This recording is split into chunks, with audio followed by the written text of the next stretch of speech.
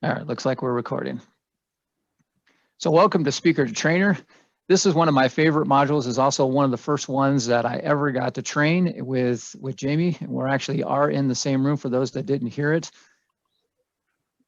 There you go, see? Oh, and in case, yeah, there you go. See, she can be in both screens at the same time. She's got talent. So one of the things I love about Speaker to Trainer is after I heard this module for the first time, actually after I taught it for the first time, then I've been using it ever since. So this is something that I think you'll find not just for TLIs, but for any of the presentations that you do. You can even use it for speeches and things that you're teaching people. I use it all the time at work as well, and it has revolutionized the way that I think about training in general. So we've talked a little bit about the orientation and Zoom piece of it, but I want to go over a few things of how we're going to do stuff. So one of the two things you're familiar with the most is chat and raise your hand. So the raise your hand is located in the reactions or participants. So you can raise your hand from there if you have a question, and we have moderators that will help us call on you. And the chat function works the same. If you just type something in, type it to everybody, and Nifa, Marquita, and Emily who are watching the chat, they'll try to bring it up. If it's not something that I see or Jamie sees, then we'll try to bring up as much as we can. We will have breaks, but I understand that you may need to get up and use the restroom or get a drink or something like that. What I would ask for you for the rest of the participants in there, if you're viewing this in gallery view and not in the speaker view, I would suggest that you turn off your camera before you get up. If you're deciding to clean your room at the same time that you're watching the Zoom, that's your prerogative, that's fine, but we don't want to see it. So I would suggest just turning off your camera. But we will have periodic breaks because we do understand that you can only cram so much material in your head at the same time. There was a workbook that was dropped into chat, and it's been dropped in several times. If you haven't received the workbook, Nifa just shared it another time. So please download that workbook because we will be using it throughout this presentation. And this workbook is fillable. Come on, insert joke here. Is Jamieable? There you go. So this is fillable, so you will be able to write notes directly in it. But I do suggest that if you are a person who takes a lot of notes, then you might want to get a notepad or a few pieces of paper because it is limited on the space that you'll be able to use in there. There are a few ground rules that I want to talk about. I talked about the asking questions piece of it, but be respectful. We may not all have the same opinions. There's going to be a lot of things that are shared openly through this, and I want to make sure that everybody understands that this is a safe place, just like your regular Toastmaster meeting. Ask questions. This is a place where you have the ability to be able to get the things that you want answered here. We are limited in time, so I would suggest that if we don't have a quick answer to what your question is, or it's not pertaining to the discussion, that we will put it in the parking lot. And by all means, have fun. I know it's a little bit different trying to have fun on Zoom, but I think if we all participate together and we're interactive with each other, then we'll have fun together. All right, there are a few things that I want to talk about when you're getting started with your presentation. You probably noticed at the very beginning that we had 30 minutes or so that we were just talking and sharing. When you come into a presentation, what you bring to it is going to be your enthusiasm, if you walk into a presentation and this is the way, okay, I'm gonna give them material, yeah, anybody got any questions? It's going to be a lot different than you smiling and you being excited and you saying, hey, how's everybody doing today? This is going to be a wonderful presentation and we're going to have a lot of fun doing it. If you bring the energy will be in the room. And that's an important piece. We did talk about introducing ourselves. Jamie introduced herself earlier. Of course, you know me. Well, I think you know me. My name is Chris Ranieri. I'm the current district director, and Jamie, of course, is the immediate past district director. There she is. Why is it that we should be giving you this presentation? Just off the cuff, I would tell you that one of the reasons is because we have done this training before. We've actually, a couple of years ago now, I think it was actually 2019 was the last time that we did it. And So we are familiar with the material, and that gives us credibility right from the beginning. We've also done numerous TLIs. Jamie has done a lot of club officer training as well. So when you combine all that together, we have understood how to do all the things that are instilled in this presentation, and that's why we want you to listen closely. Now, eye contact is a little bit different on a Zoom meeting than it is when you are in a room, but I like to walk around a little bit. I really like to focus, just like you do on a speech, like to focus on somebody, not like in an eerie kind of weird way, but focus on somebody that, yeah, like how Jamie is right now. I think it helps when you're bringing your message. I'm not the most humorous person, but I have known to crack a bad joke every now and again, or pretty much every single time. Humor me with your laughter, at least. Jamie, she's a lot better at the bad jokes than I am, so she can instill a little bit more laughter in what you have. We won't be walking the room today, but as I suggested, as you're doing things, it's easier to move around. If I stand in the same place all the time when I'm giving a presentation, then you get fixated on where I'm at. My feet become in cement. And then at the same time, you start to kind of get disinterested in what it is that I'm saying. Have you ever seen that person that slaps the table when they're talking, and then people all of a sudden get shocked? Whoa, what just happened?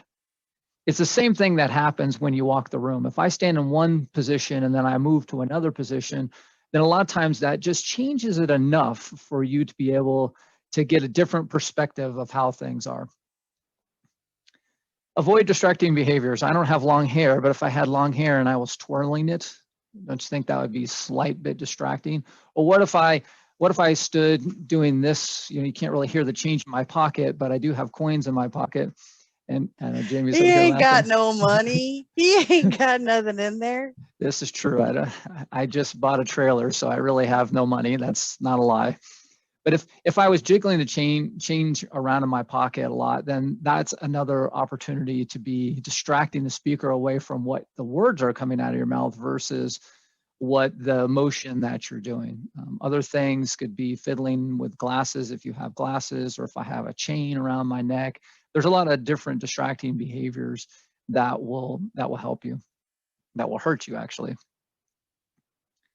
All right, and we are going to do icebreakers. Icebreakers are a wonderful way to start a meeting. The thing that I really want you to understand about how to use an icebreaker is an icebreaker has to be give and take. That means I need to explain to you what it is that we're going to do as the presenter, and then you need to be able to give input back. So with that, we are actually going to do an icebreaker. I know you're shocked. I know you're sitting in your chair going, there is no way. I didn't figure that was coming at all. All right, I'm going to move my screen to the gallery view so it'll be easier for me to pick on some people. All right, we are going to go somewhat around the Zoom room, and I'm going to call on people as I see them on my screen. And what I want you to state is your name and what you expect to learn today. And Jamie, my faithful assistant, is going to be writing stuff down so we can capture it, so we try to get everything it is that you want to get out of today. All right, so the first person I see on my screen is actually Nifa, so I'm going to go ahead and pick on you. Nifa, what do you expect to learn today? I expect to learn how to better engage an audience. All right. Faith Louise.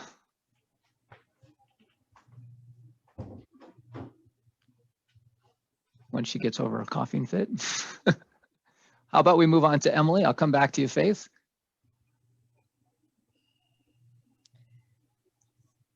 Actually, mine was similar to Ninfa's, is how to present in an engaging manner.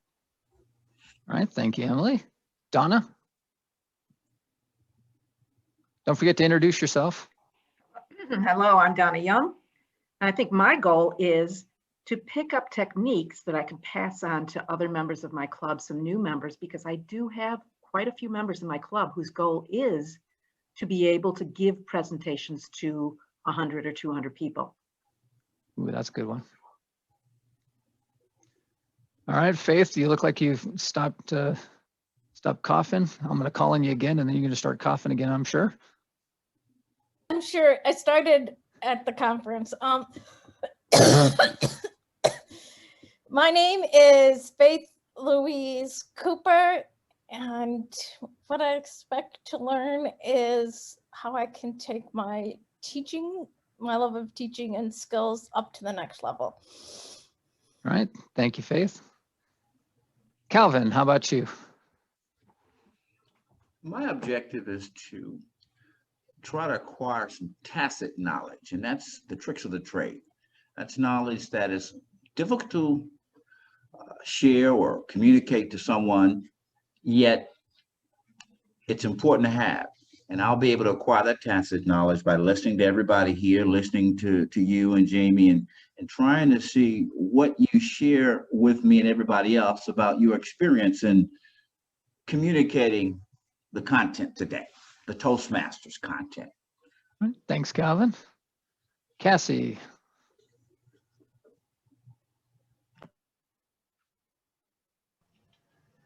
Hello, I'm Cassie Bullock. I am hoping to learn more about training, but tips that are training using virtual. I'm hoping that's part of the concept here today. We are going to talk about some of the virtual aspects of it. We're not going to talk about it as much, but we are going to talk about, we will hit on a few things in the virtual space. Dennis. My name is Dennis Regan, and my goal is to learn how to be a more effective TLI facilitator. All right, thanks, Dennis. Setma.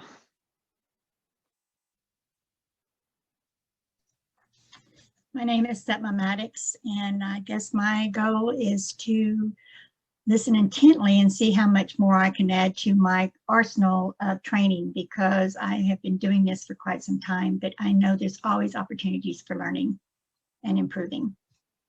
All right, thanks, Setma. Liz.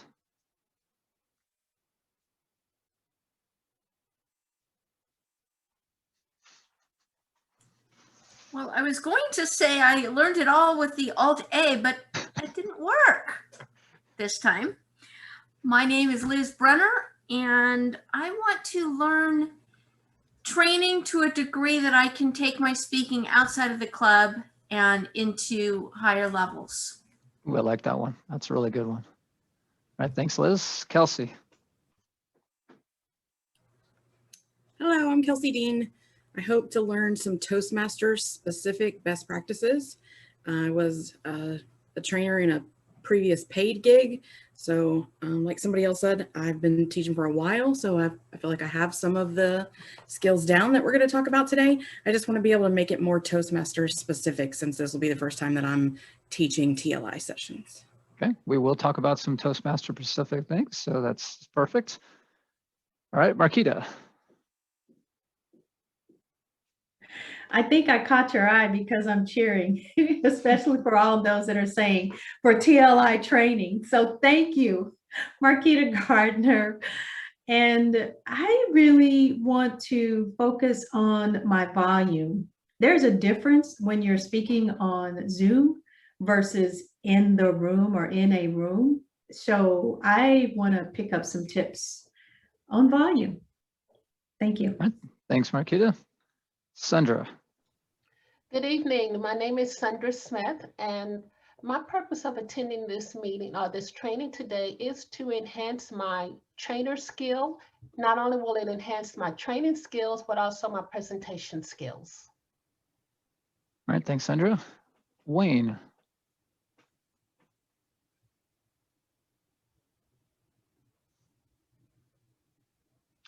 You're on mute.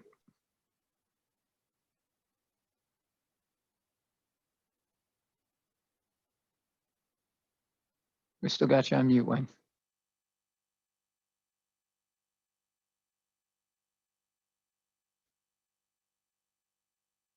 All right, we'll come back to Wayne. Mary. Yeah, the Alt-A didn't work for me either. Excuse me, I'm Mary Gano, and what I would like to learn today is some of the things that other people have stated. how to keep the audience engaged, but I want to go a little step further. I want to learn how to keep the audience engaged when there may be a topic that may not be the most popular or interesting that I may be training. Ooh, I like that one. That is a tough one to keep people's interest when the material itself is just dry as a bone. So we'll work on that one. That's a good one. All right, Wayne, I see you're able to come off mute. Yeah, thank you, Chris. One of the things I have to learn is how not to move those pictures around like a checker so I don't lose myself. I'd like to give a shout out, if I may, real quick, to Liz, Cassie, Sandra, and Calvin. These are the people that I've met since I've been here who've been very positive with me since I've joined. The Arlington Noon has been here in Texas, so I want to thank you guys for being such a great influence. What I hope to learn here is humor, which may piggyback on what the last person said, because I'm about as dry as cornflakes without milk when it comes to humor. So I certainly hope to learn a little bit about humor. Well, I can guarantee you, Wayne, my jokes will be as dry as the material. That I can assure you. All right, Richard.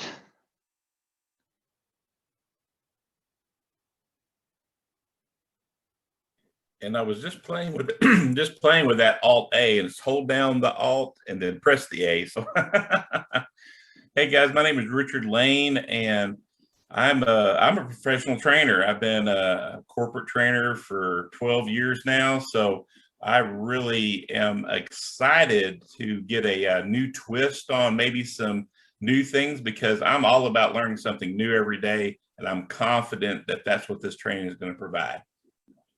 All right, thanks, Richard. Lola.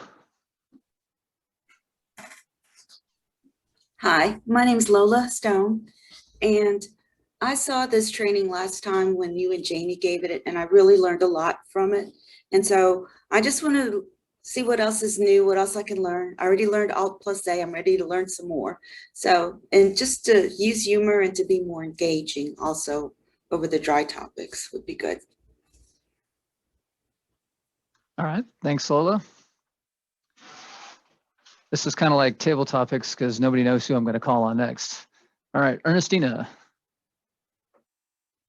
I had a feeling. All of the above. I want to know all of the above, all the tips, all the techniques, and to be effective and engaging. Thank you.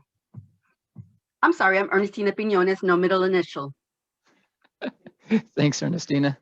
And this is definitely why we're here, to provide an effective training program. This is what we're going to be teaching you today.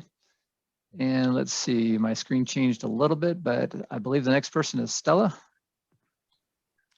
My name is Stella Timmons, and I am a certified speaker coach trainer with the John Maxwell Group. So I want to see how we do it in Toastmasters. All right, perfect. See if we can measure up. All right, Karen Coleman. Hi, I'm Karen Coleman.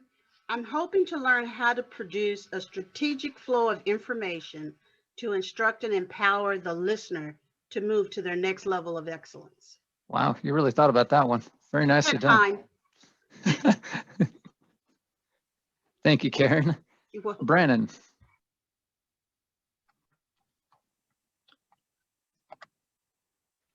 You called me just as I was walking back. Hi, everybody. My name is Brandon Gilbert. I am a corporate trainer also. So I'm just looking for ways to continue my own learning, to engage an audience, and also echo all of the above, what everyone else has said. All right, thanks, Brandon. How about Kate Barlow?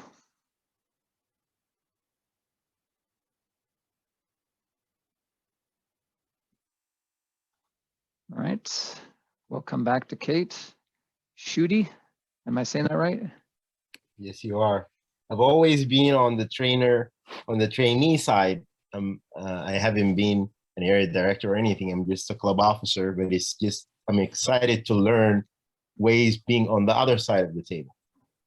All right, perfect. Well, you used the word just right before club officer, but club officer is a very important part of Toastmasters. So I would remove that just and say you're an important club officer. But thank you. All right, Kate, I see your camera turned on, so I'll go to you. Thank you very much. My name is Kate Barlow, and I am here as a lifelong learner, as I feel there are so many new things that I can learn from not only you as trainers, since you are experienced trainers with Toastmaster, but also from all the other input from the other members. Toastmasters is truly a great way to learn about so many areas of communication. Thank you. Thanks, Kate. And Leanne.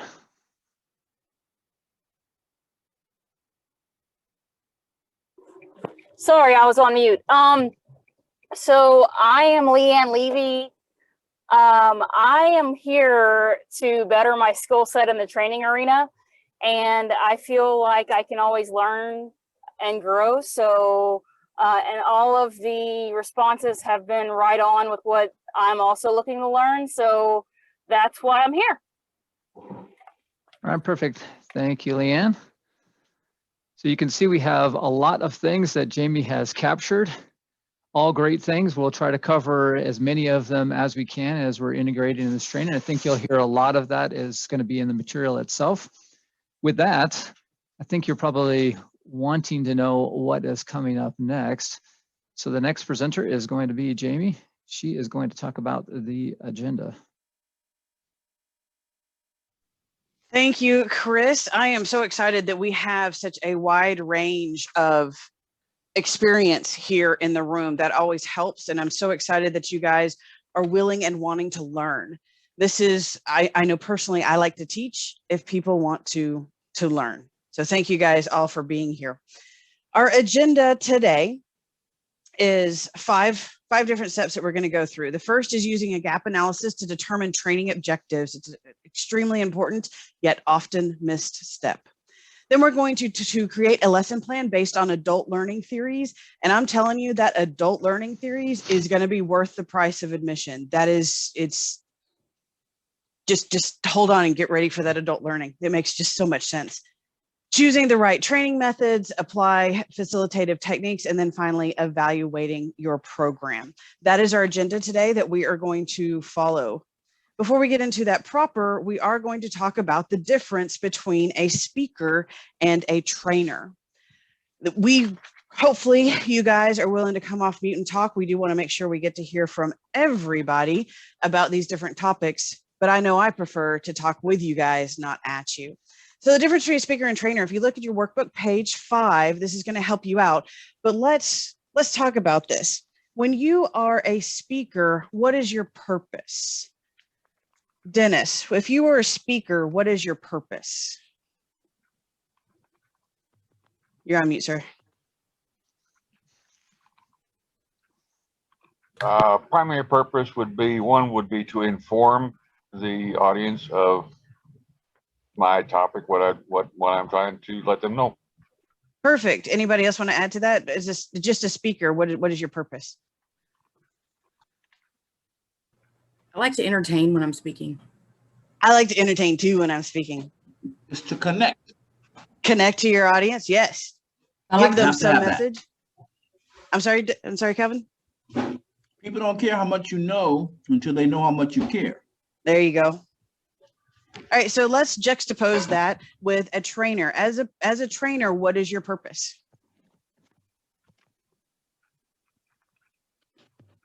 Anybody can speak out. Instruct. To elicit a change in behavior. Change something, to help people change something. Yes. Yeah, that could also be said for a speaker, right? If you want them to change. So as a trainer, as a facilitator, I mean, and these are not trick questions. I know on workbook page 5 they give you examples. So I'm not asking for you to come up with something totally different. Just what is a purpose? What did we say? Transferring knowledge to somebody. Yep. Okay. So then let's look at, as a speaker, what is your style? So let me put it this way. As a speaker, my communication is one way to you. As opposed to right now, in training and facilitating, we're looking for what type of communication? Yeah, I'm the one to elucidate that two-way conversation. They've got to, they don't want to listen to me just sit here and speak. I need to hear them come back and reiterate to me, ask questions, it's got to have that two-way communication. Absolutely.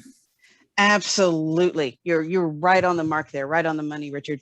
The two-way conversation. And that's why I think Zoom is very challenging, just because in a room, it's a lot easier to tell who is going to speak and who has the attention. But you guys are already doing a great job.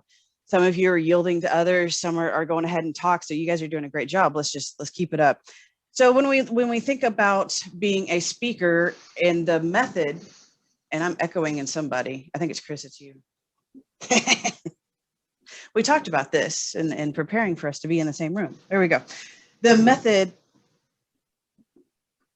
sorry, they unmuted you at the same time you muted. There you go. The method. So this is on the page. So as a speaker, what is the method? What does it tell us there?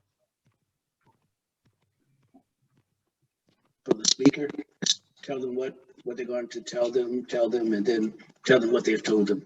Right. That's how we write a good English paper, right? You're going to tell them what you're going to tell them what you told them, right? Opening, middle, conclusion. So what about the trainer though? Determines what they already know, determines what they need to know, and fill in the gaps.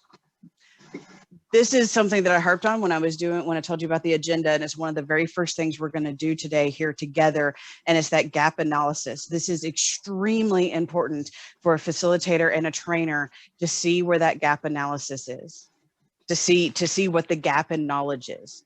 So I have a great story about once we get there. I have a great story about me spending lots of money on the wrong thing.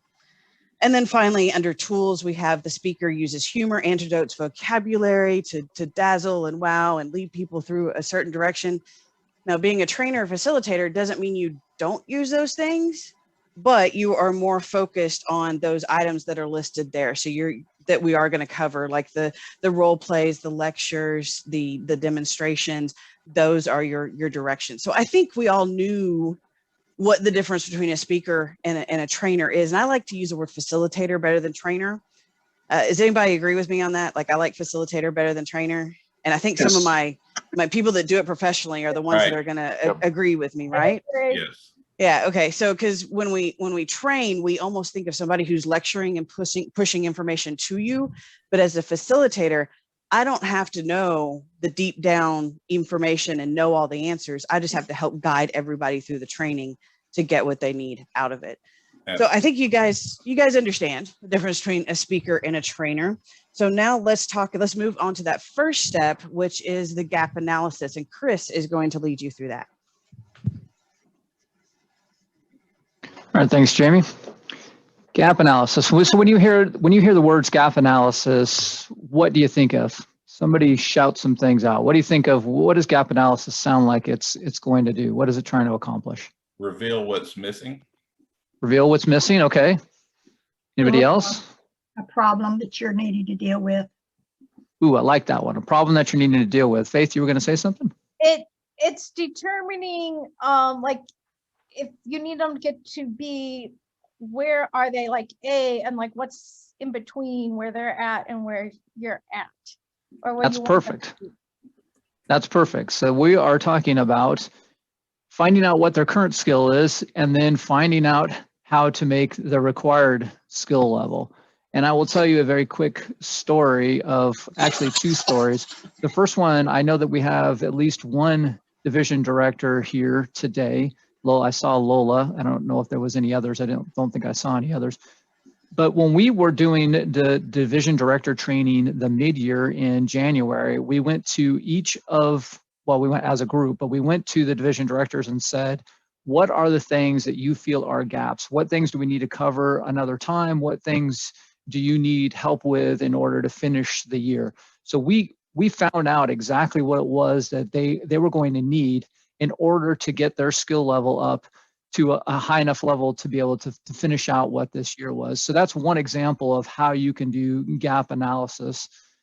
And another way that you can look at gap analysis, I was doing a training one time, and it was actually one of the first trainings that I did at work. And it was on trying to teach a group of people that did not have anything to do with a tool that had been created. And it really doesn't even matter what the tool is, because all of it is the same in terms of the practice itself. I wrote the training, I wrote the slides, I had my goal when I walked in the door was not to teach you how to do the subject, but to teach you how to use the tool. During the training, someone brought up, well, you really need to teach me the subject and not the tool, because I can learn the tool, but if I don't understand the subject itself, then it's not going to allow me to actually use the tool effectively. And I thought about it for a while, and I realized that we could not do that during this training. But I spent many months backtracking and backtracking and backtracking, trying to fill that gap because we didn't do that initially. Now, again, my theory of it was, well, there's no reason, because that's not my purpose. It was not to teach you, it was to teach you what the tool was. But as a virtue of not being able to do that, you couldn't be effective with it at all. So that's really what gap analysis is really looking towards. And it's one of those things that if you don't ask the questions, then how do you know what the group knows? So let me put it in terms of maybe you're teaching a TLI, you're teaching club officer training. Raise your hand if you ask this question when you come in. How many times have you been this office, or are you a new officer? Yep, see a lot of hands raised. Why do you ask that question? Anybody? Well, I'm needing to know how much knowledge I have in the room, because I'm really encouraging the ones that currently have or been in the role for a period of time to share their wealth of knowledge to help supplement what's in the curriculum. That is a perfect way of thinking about it, because you're using the knowledge that's in the room. When I was teaching TLIs in the very beginning, the first thing I did was I printed out all the material, I looked it all over, I looked at the PowerPoint presentation, and then I would sit in the chair and I would blurt it all out. There wasn't a whole lot of conversation that was happening. In some ways, I had no idea whether or not they were comprehending or they didn't comprehend it. And as a result, my evaluations were not very favorable. You can imagine why that would be. In the later times, especially after doing this training, that would be the first question I would ask him. And then I would kind of step back from the conversation and I would allow those that were experienced in the room to kind of fill some of those gaps. When I would ask a question about how would you do something? How would you facilitate an executive committee meeting? Instead of me answering that question, I would turn to one of those that are a little bit more experienced and have them help me with that. So this is one thing that you can do in order to fill that gap analysis. And just because we like to do things, we like to teach something and then have you actually do some on-the-job training of it, we're going to do an exercise. And Jamie's going to lead us through what that exercise is. It is our first exercise of this meeting. So everybody up, and we're going to no, I'm just kidding. It's not that type of exercise. For those of you that wanted humor, that's the type of humor that, okay, maybe it doesn't work really well, but at least I got some chuckles out of some of you. The rest of you are probably trying to figure out who is this person and why is she in front of me. But we're going to do an exercise about the gap analysis. I can't tell you how important this gap analysis is.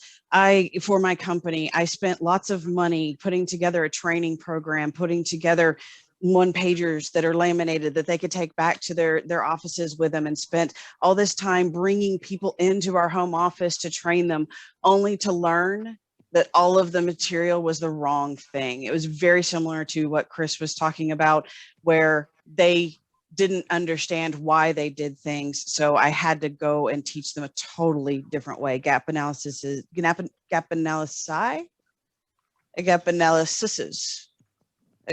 Anyway. Man, you guys are hard to make smile today. Is it because you're facing the rain? Come on. All right, gap analysis is.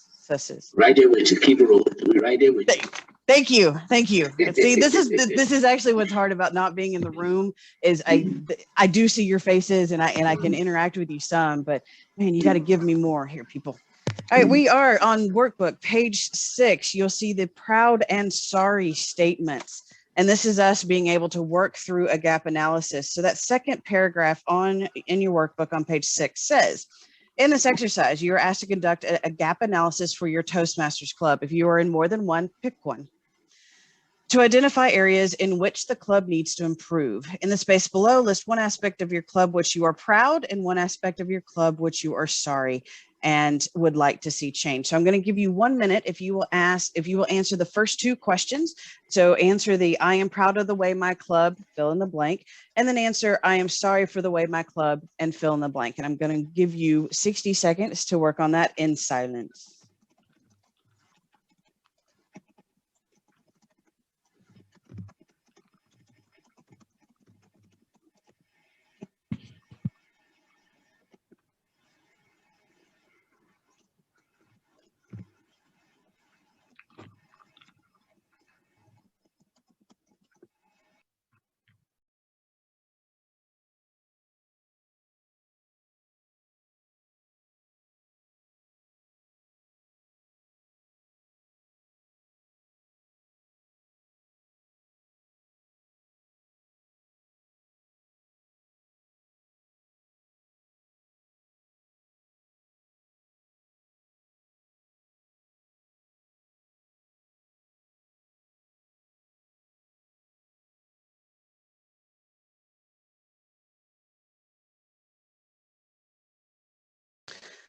About 10 more seconds.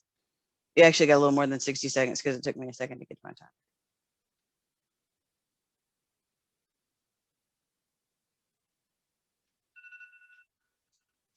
All right.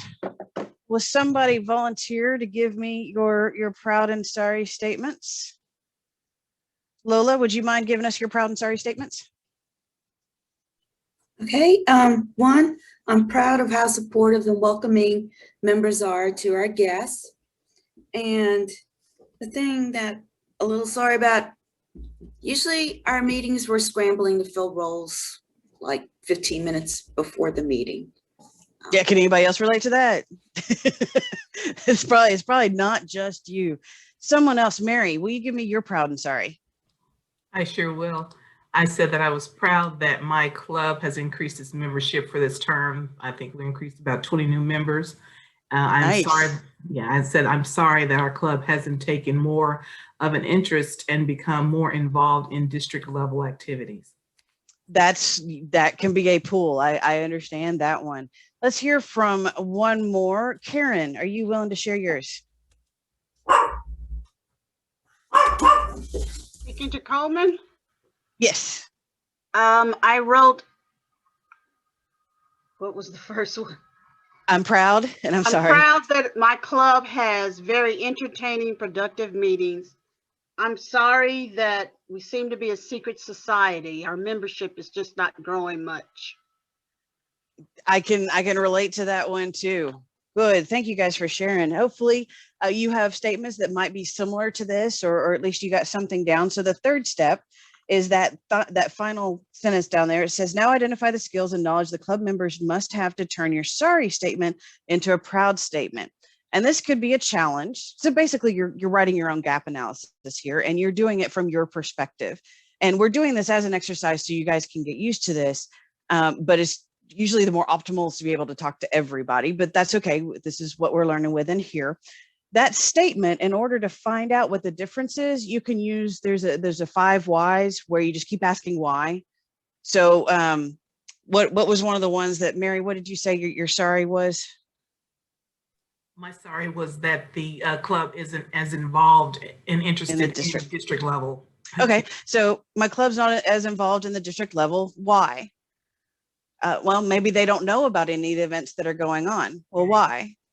And you just keep asking why to get down to what's called a root cause. So I'm going to give you just another 60 seconds and try to write out what you think of what is the difference. So answering that final question, identify the skills and knowledge the club members must have to turn your sorry statement into a proud statement. I'm going to give you guys 60 more seconds.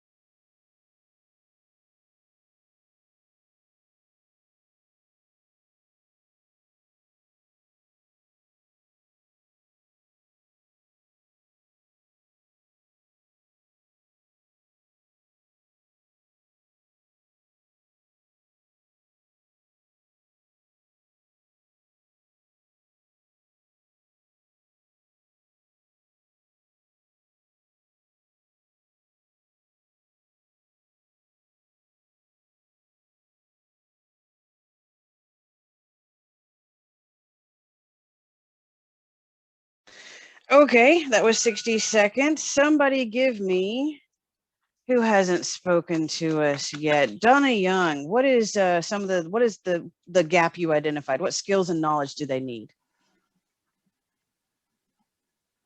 Mute. For my club, we have fantastic meetings, but the gap is that there's about 2 people that do all the organizing and connecting between all the people. And it's hard to get anybody else to actively reach out outside the meeting. So it always falls to 2 people. And when I look at the whys, I would say that because everybody works for different companies, they don't see each other outside the meetings. And with COVID, even if they did work at the same company, they don't see each other in the break room because they're consultants who are on contract. And even though everybody is connected on the web, a lot of the younger members do not connect with anyone unless they are a very close friend. They're really like paranoid about privacy. So, you know, they won't join Facebook groups or anything. So how you, what are they lacking? What do they need? I think it's almost regular celebrations where they start to look at others as friends. One of the things that just was successful for me was, you know, I do memes, you've seen me on D25, and I highlighted something that someone said in the club. And I put it on Facebook, and he's not on Facebook, but I sent him the link. He shared it on LinkedIn and showed all his friends. I'm like, so now obviously I'm part of his LinkedIn friends. Okay, cool. Really, really kind of, you have to go where they are, and I don't know where they are. All right, let's go with one more example. Is anybody else willing to share? Yes, Wayne. Yeah, I like that. I'm not sure she was upset by that. He shared her information. That sounds great to me. Sounds great. My response had to do with what I was sorry about, and this is something that our VP of Education, Sarah and our board has discussed. And that is the loss of members. And my thing was, I was sorry we had not gone out and hunt down lost members and drag them back to the cave. But the response that I have in terms of how to respond to that was to have maybe a 3-month approach where once a month we send out a notice saying that we missed them, or perhaps even sharing something that we accomplished each month that we wish they would have were part of, so that they don't forget that we or think that we've forgotten them. Okay, so a caution here that what you guys identified was specific tasks for them to go do. What we're wanting to make sure is that this is something you can help lead them through. So it's not bad stuff, so that you have ideas of things that can be done. But when you're the facilitator, you want to lead people through that. So their lack of knowledge in your example, Wayne, would be the having a cadence of going and doing something, and then you take that to the team to teach them how to have a cadence of doing things. Does that make sense? Say it one more time.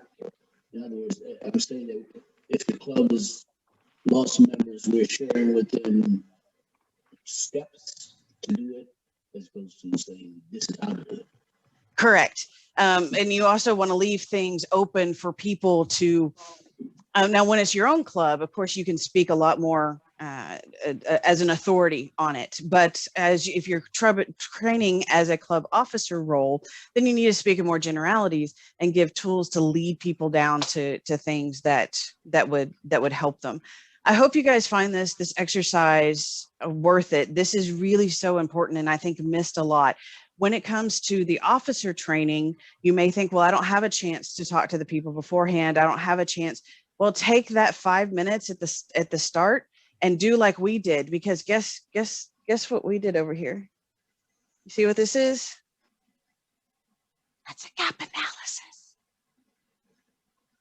If you'll notice during this training, we are going to do everything that we talk about.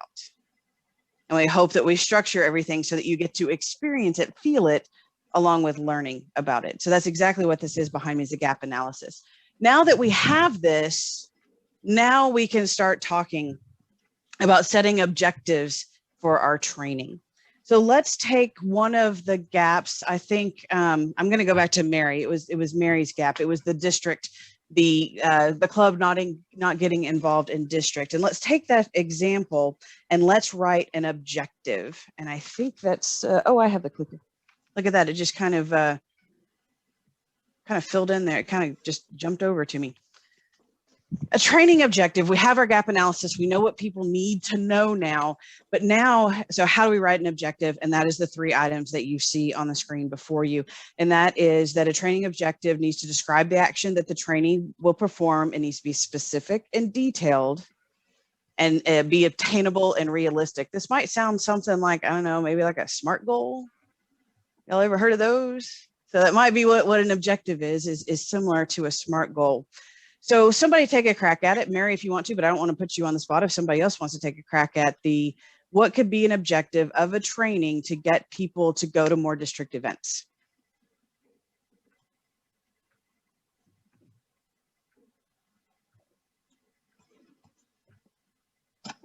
I think, well, if we go back to the fact that maybe they don't know about the events, provide them an overview of the events for, 2021, 2022. But as far as an objective, I'm not sure how to phrase that. Good, then you're in the right spot, all right? So you want them to learn about the events in the 2021, 2022. How would we state that as an objective? Does anybody want to jump in on this? How do we turn that into an objective? You will learn to appreciate the value of stepping outside of your box and stepping into a new role. I like that, Dennis, but I'm laughing because you used a word. You said you will learn to appreciate. That's kind of a tall order. I'm not sure that's exactly obtainable. That's a little tall, but maybe you'll be able to recognize events that are outside the district. So something that's a little more obtainable. Somebody else want to give an objective for any of their items? We can stick on this one, or we can bring up a different item. You will learn the value of the district events for your career and personal life. That one's nice. That one appeals to me. I'm going to learn the value of this to these district events to me. So that's not only telling me what I'm going to learn, but that's have you guys ever heard the statement, sell the sizzle, not the steak? Mm-hmm. Right. That's selling the sizzle on it. Well, to me, I have to create excitement. So presentation of the material is almost as important as the material itself to me, because if they're not excited, they're not interested. And I think that's a big goal for me, is always have a aura of excitement with the information I'm delivering. Therefore, hopefully that would be contagious. And here's a little side note on these objectives. Your training needs to live up to the objectives. Does anybody remember what Chris stated the objective of this training was today? Or do you remember what the email said about the objective of this training?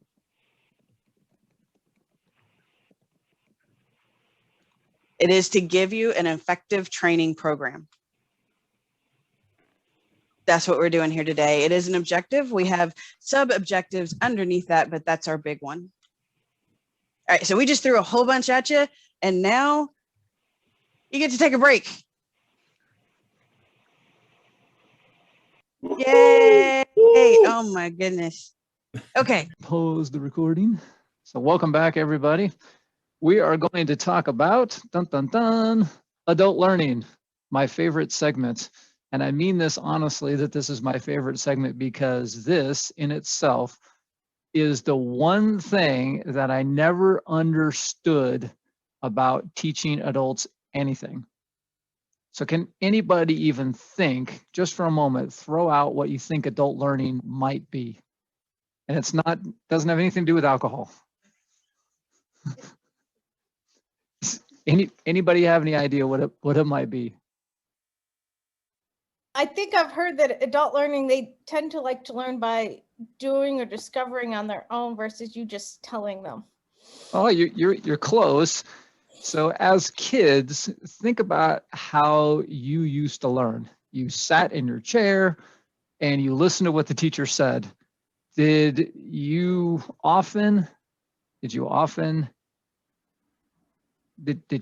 have any feedback that you gave to the teacher? I mean, occasionally the teacher might call on somebody, but for the most part, they just stood up in the front of the class and they gave you everything and then told you to read silently or do your lesson or whatever it was.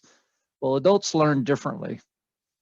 And you saw at the very beginning that we got you involved in the process right away. We had help us understand what it is that you wanted to learn. You saw the things that were up on the board that Jamie was writing down. Those are the ways that we got you involved in the process. So yes, that was part of gap analysis, but at the same time, it was also part of us helping to understand what it is that you wanted to learn. So you had a part in shaping how this was going to go. And in the examples that we gave, both what Jamie was giving and both what I was giving, we were giving examples that really you could kind of resonate with. When I first started doing training, I gave a lot of analogies that had to do with exercise or triathlons. And for the most part, people could relate to them.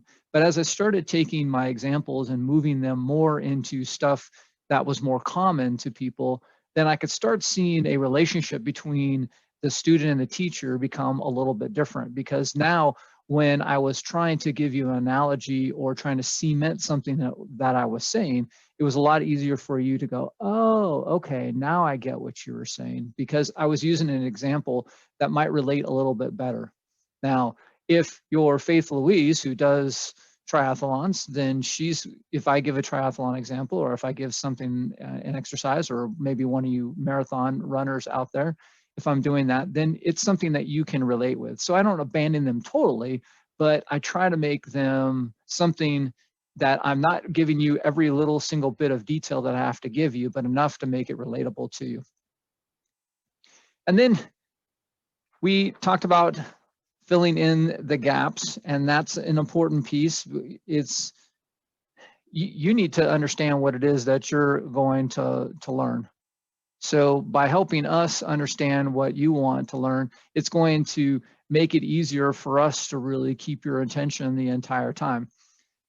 There's a lot of things that we think you would want to know, but that doesn't mean there are things that you want to know. Now, on a virtual, filling the gaps is a little bit more challenging, because you saw when we were doing the icebreaker, I had to call on each person to make sure that we were getting each person involved. It's a little bit different than going around the room in a table, but we were still able to get it accomplished. And you saw that Jamie was on one side and she was writing everything up. So it's easy for us to be able to fill in those gaps when you have more than one person that's helping you out. So I think that's one challenge that we have. And then relating material to daily work. I think I do this probably more naturally than anything else, because we all have experiences in not just our home life, but in our work life that can be relatable to just about any circumstance. When I was a project manager, it was easy for me to talk about things in a project-oriented way. And when I was a chief of staff, well, I had to work with people, I had to develop plans, I had analysis that I had to do. I could pull from every single bit of those as analogies and ways to relate back the material to you. And these are all ways that'll keep the audience engaged. Now, when we were doing TLIs, if you attended any of the sessions, you'll notice that when we were giving examples, when we were doing the exercises, most of the examples, I'll use one specific. So if you recall, Marquita's examples were of her talking about her participation in a sales organization and how she was making the sale. And I'm talking about the last set of TLIs. And in that case, she was relating something directly to her work, but it was something that in our training we have learned to do really well. Now, Before you move on to this piece, if you don't mind me jumping in on the adult learning piece, we have a lot of knowledge here. A lot of people who are trainers in our monks, in our monks. What the heck does that mean? In amongst us, we have people who are professional trainers. Can you relate? Can you go back a slide? Can you guys relate to this as an adult? These are the things that you want to see. Do you see any gaps of here? What, as an adult, what do you want? One of the things that I always look at is that most adults learn by doing. So I try to get them to participate by, either relating to the materials or actually doing an activity that involves them learning from that material. So, most of the time I find adults learn by doing and participating. That's great. They want to be in it, because I know as an adult, I know things and I want to talk about the things I know, and I want to help spread the word of the things that I know, which is one of the reasons I was doing a good example of adult learning where I popped up on Chris is presenting this part and I went, I want to add more. That is perfect example of the people that you are training. So these are the things you need to keep in your mind when you are developing your plans and how you're going to train people. We as adults have a ton of knowledge. Chris talked about the little child sitting in the chair. You ain't got no knowledge to share. But when you're an adult, I have experiences. I have things that I have done before. So do you guys relate to this? Do you see any other holes of things that might be missing from this list as the way adults learn? You guys mentioned earlier about the intros. For me, I have seen that adults are not going to learn from you if they don't recognize you as an authority on whatever issue you're about to teach them. So that intro is really important. You're not just telling them every job you've ever had before. You're telling them what qualifies you to teach them what you're teaching them today. Exactly. And that is extremely important, that you need to set up. And this is one of those things that I say that a speaker and a trainer are very similar, that you never want to give people an excuse not to listen to you. So when a speaker gets up there and says, sorry, I didn't have a lot of time to prepare, but here I go, I'd be like, I don't want you wasting my 5 to 7 minutes. You go practice and then come back to me. So as a trainer, you need to present yourself that way too, of having the knowledge and be prepared and go forth. Are there any other holes or gaps in this? This is really good stuff, guys. I'm glad that you are participating and throwing in. Is anybody getting some aha moments here? Maybe it's not quite as big as aha, but it's I've been in that position. I've been just lectured at by people. I did feel that, yeah, I didn't want to learn. And we got clapping from Seba. Thank you. I would like to interject something. I think it is so very critical that you do not have just strictly lecturing and also doing. So I'm saying to have a mixture of lecturing and also doing, because you will certainly lose me if you are just lecturing all the time. Amen. Get my Amen. head on the desk. I'm sorry. I will. Thank you. Amen. And that is a great foreshadowing into what we're about to get into. There's one subject first, and then we're going to get into that exact thing, Sandra. So I'm going to turn it back over to Chris.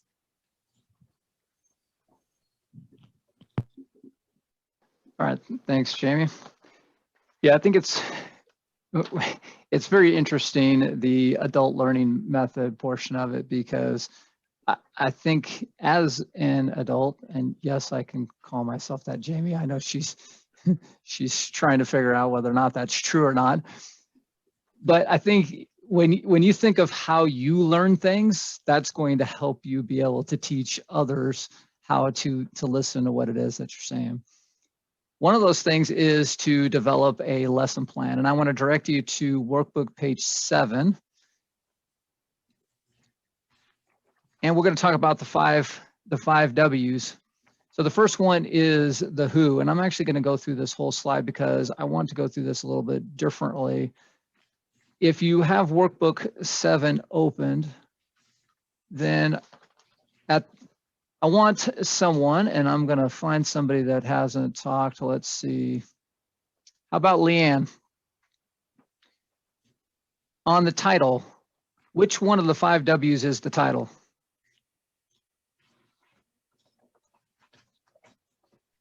Leanne, you're on mute. Sorry. Hello. Let me see. I need to put, I'm on my phone right I'm trying. You're cutting out a little bit. It's okay, Leanne. If you're on your phone, it's going to be a little bit harder for you to see. So I will come back to you. I'll come back to you. How about Lola? What do you think that the title is? So you've got the 5 W's up here. So what do you think the title is from workbook page 7? Oh, okay, just 1 second. Workbook page 7. Okay. I'm gonna guess the what is the title. What is the title? All right. What about objective, Lola? What's the objective?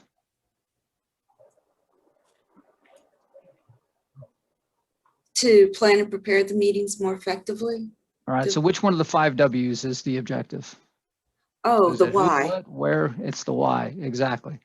So now you're starting to see these. All right. I'll come back to this. Thanks, Lola. So the 5 W's are the important pieces of here. The who is the audience. That's who you're presenting to. The what is the topic and the content. So what you're actually saying, the subject matter. The where is the location. So where you're actually doing it. Right now, we're actually here at Jamie's house doing this, but you're at home. So your where is a little different than my where, because your where is really Zoom. It's not really here. The when is the time frame for each of the modules, and of course the why is the objectives. So going back to workbook page 7, how about Stella? Can you tell me what the time required? Which one of the 5 W's is that? It's the when, the time frames of each module. Exactly, it is the when.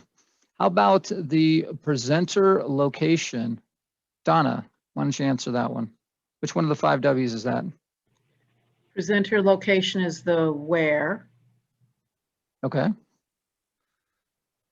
All right, and let's see, how about Liz? What is the target population?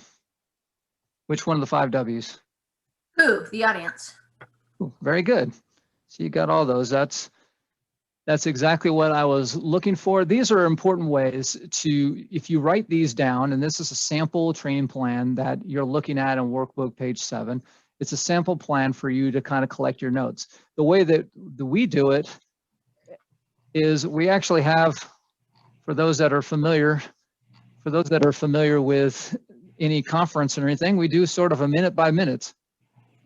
And it's a little bit different than what that training plan is, but it accomplishes the same thing. This gives us an idea as facilitators exactly what task that we're trying to do. It details who is going to be the speaker. It talks about the time in which it's going to, how long each of the segments is going to be. And it also gives us points to use in terms of just what we want to talk about, what we want to cover. So it's a little bit easier for us to be able to go through the material in that same way. And it covers the entire period. So even covers the first 30 minutes before we started our session, and it goes through the entire minute by minute of what it is we're doing. So it keeps us on track the entire way. Now, if you're doing a TLI, for example, I'm not expecting you to do something as detailed as that, but for a 3 or 4 hour program, it's one of those things that will help you stay on track. It will help you make sure that you're able to cover all the material. And that's one of the most important pieces of it. In addition to what Chris was saying, can anybody think of why we just harped on the who, what, where, when, why? Why did we just harp on those? And why did we cover all of them? Because it gives you direction and it keeps you on time. Yeah, okay, so that's what it does for you. But why did we take the time to actually go through and want you guys to identify these pieces? I'll help you out, because you might not get there because my brain works differently. But anyway, the reason we're doing this is these are pieces that get left out when people are planning. They'll forget about the where. They'll forget about their time limit because, oh, I know I need to cover this much subject, and forget that they only have 50 minutes to do it. It is very important to make sure that you go through each one of these to make sure none of those pieces get left out.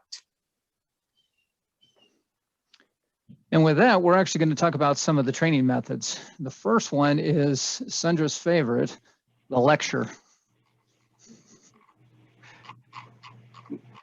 I'm I'm a teacher at heart in terms of lecturing. So I am the teacher that stands up in front and talks to you and talks to you and talks to you. And it's been hard to really break that habit. So if you have to lecture, then there are some ways that you can get around. And you'll notice that we've done this during this entire presentation up to this point.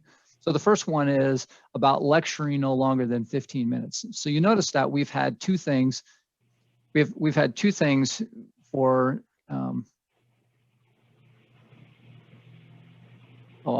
we can drop that into chat. The minute by minute. Somebody was asking about the minute by minute. But it's trade secrets. Well, I think they'll be able to get over it. Okay.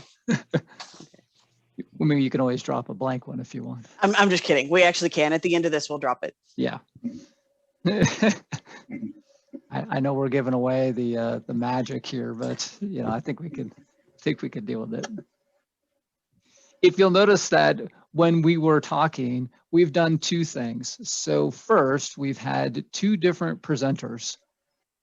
And I told somebody the other day, it makes you sit up and notice when somebody's voice changes, because you say, well, what just happened? I must have missed something. What? Okay. Oh, it's just another speaker. Okay, maybe I should be paying attention now because there's somebody else talking. They must have changed subjects and moved on to something else. The other thing that we did was we had a break and we had exercises. So there's all of those things built into this. So it's just not me or Jamie standing here talking to you the entire time.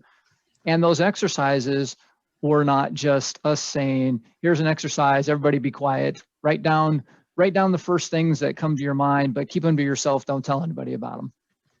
You were able to share all those things, and we were able to do this virtually, which is even better. Now, there's other ways that you can do this in Zoom. So if you're using Zoom as your platform, you can actually put people into breakout rooms, and hint, that might happen later in this program. And when you put them into breakout rooms, then it allows them to have a different amount of interaction than you can when we're just sharing amongst ourselves here. Use visuals as memory stimulants. One of the TLIs that we did, we put just a picture. So if you were in the Eat Your Frog TLI in the last section, in the winter session, you'll notice that all we did was put one picture up there. And then we talked to the picture. Not literally talk to the picture, but we actually just said something that related to you visualizing what we were saying.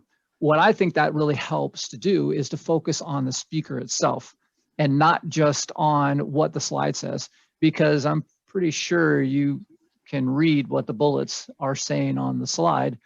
And that's actually a later point, talking to the slide versus talking to the bullets.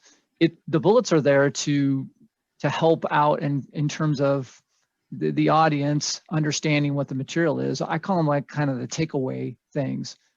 And I've started to write slides a little bit differently, where the slide doesn't really tell the whole story, where I purposely make you listen to what it is that I'm saying. So visuals help in that. We gave you a workbook today. That workbook fills in some of the gaps that we have with the subject matter that we're giving to you. There's more points that are in there.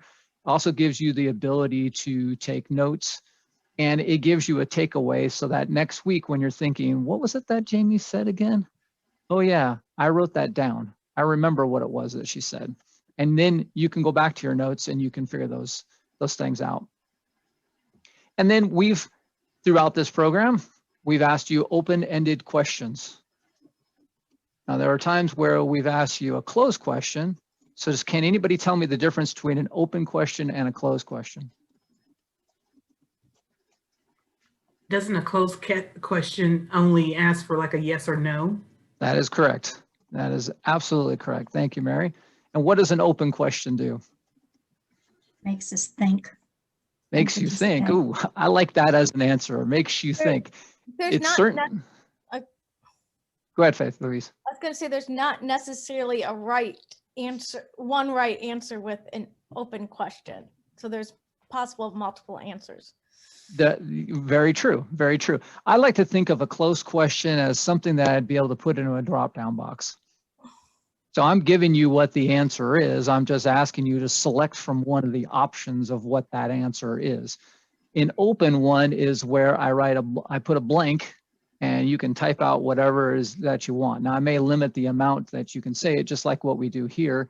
We may limit that you're able to speak for 1 to 2 minutes or something like that, but I'm giving you the ability to give an answer in your own words versus something that I'm prescribing for you, which I think is an important piece. The other part with questions, there are other things that you can ask that will promote discussion versus having something that is just one thought and then you're moving on to it. All right, one of the other methods is role play. Has anybody ever done role play? Jamie's getting into it over there. All right, what do you think you use role play for? I use it typically to make them more comfortable with the subject that we're trying to get across. In our industry, we talk to customers quite a bit. So typically, sometimes it's better to practice what you're trying to present before you actually have to present it. Okay, that's I like the way that you said that. Practice it before you're trying to present it. Can anybody think of something that we participate in that might be a role play? Anybody? It might be closer than you think. Evaluations. Well, evaluations, but think bigger. Think bigger. We did an open house with the bad toasties.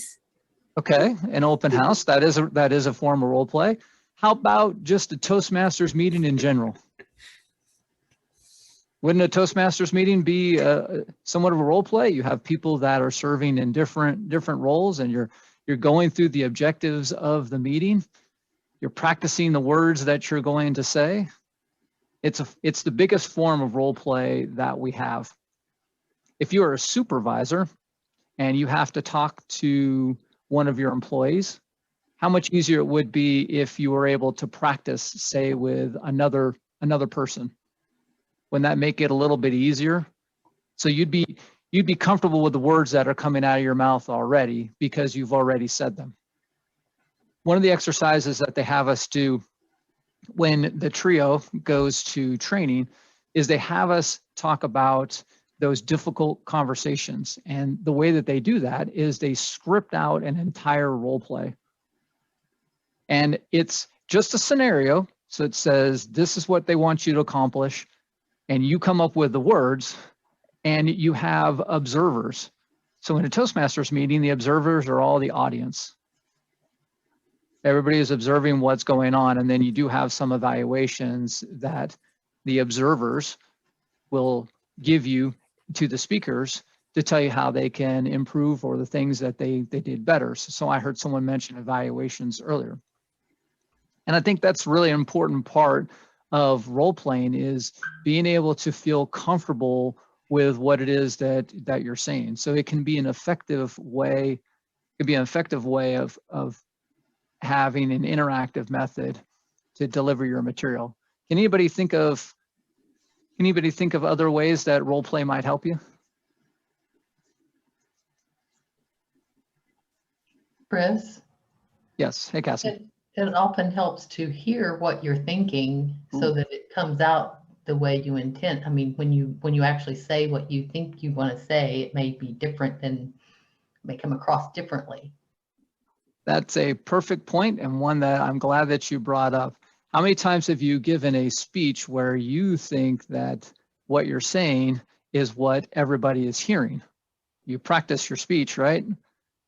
Cassie, you were just in the contest, right? You were just doing contests. You probably practiced your speech in front of more than one audience, and they gave you feedback on what it was, and then that helped you improve for the next time that you're going to give it. Well, you can do that same thing with any of the scenarios that you have. So if I'm going to talk to an employee, I might go to another supervisor and say, all right, I want to run this by you. This is what I was thinking about saying. I might even do that if I were typing an email up. I might send it to somebody and say, okay, so does this come across the way that I want it to come across? Is this the message that I can give to people? Is this the right way that I want to put that out there? And that will help. That will help on how you figure out what the best methods. And sometimes it takes some trial and error. It's not all going to be perfect. But as a facilitator, you have to make sure that you're introducing what the role play is. You have to make sure that you're giving what the objectives of it is. So this can be in writing where they're reading it, and then allow them to grow with doing the role play. And then there's exercise. So exercise, I lost my place here. Did we do any exercises? Yeah. Did we do any exercises today? Yeah, I thought that was an exercise earlier. Okay. How did Jamie, when she talked about the exercise, what did she do? Did she just put a slide up there and say, hey, we're going to have an exercise? All right, come back in 5 minutes. Let's explain why the exercise was important to us so we could participate and perhaps meet our own personal goals, and allowed us time to participate, write in our that part there about what happy about, sorry about, and then plans. Okay, so she put the slide up there, and then explained to you what the exercise was going to be. She gave you the time limit in which you were going to come back with what your answer is. And then she was able to do a debrief.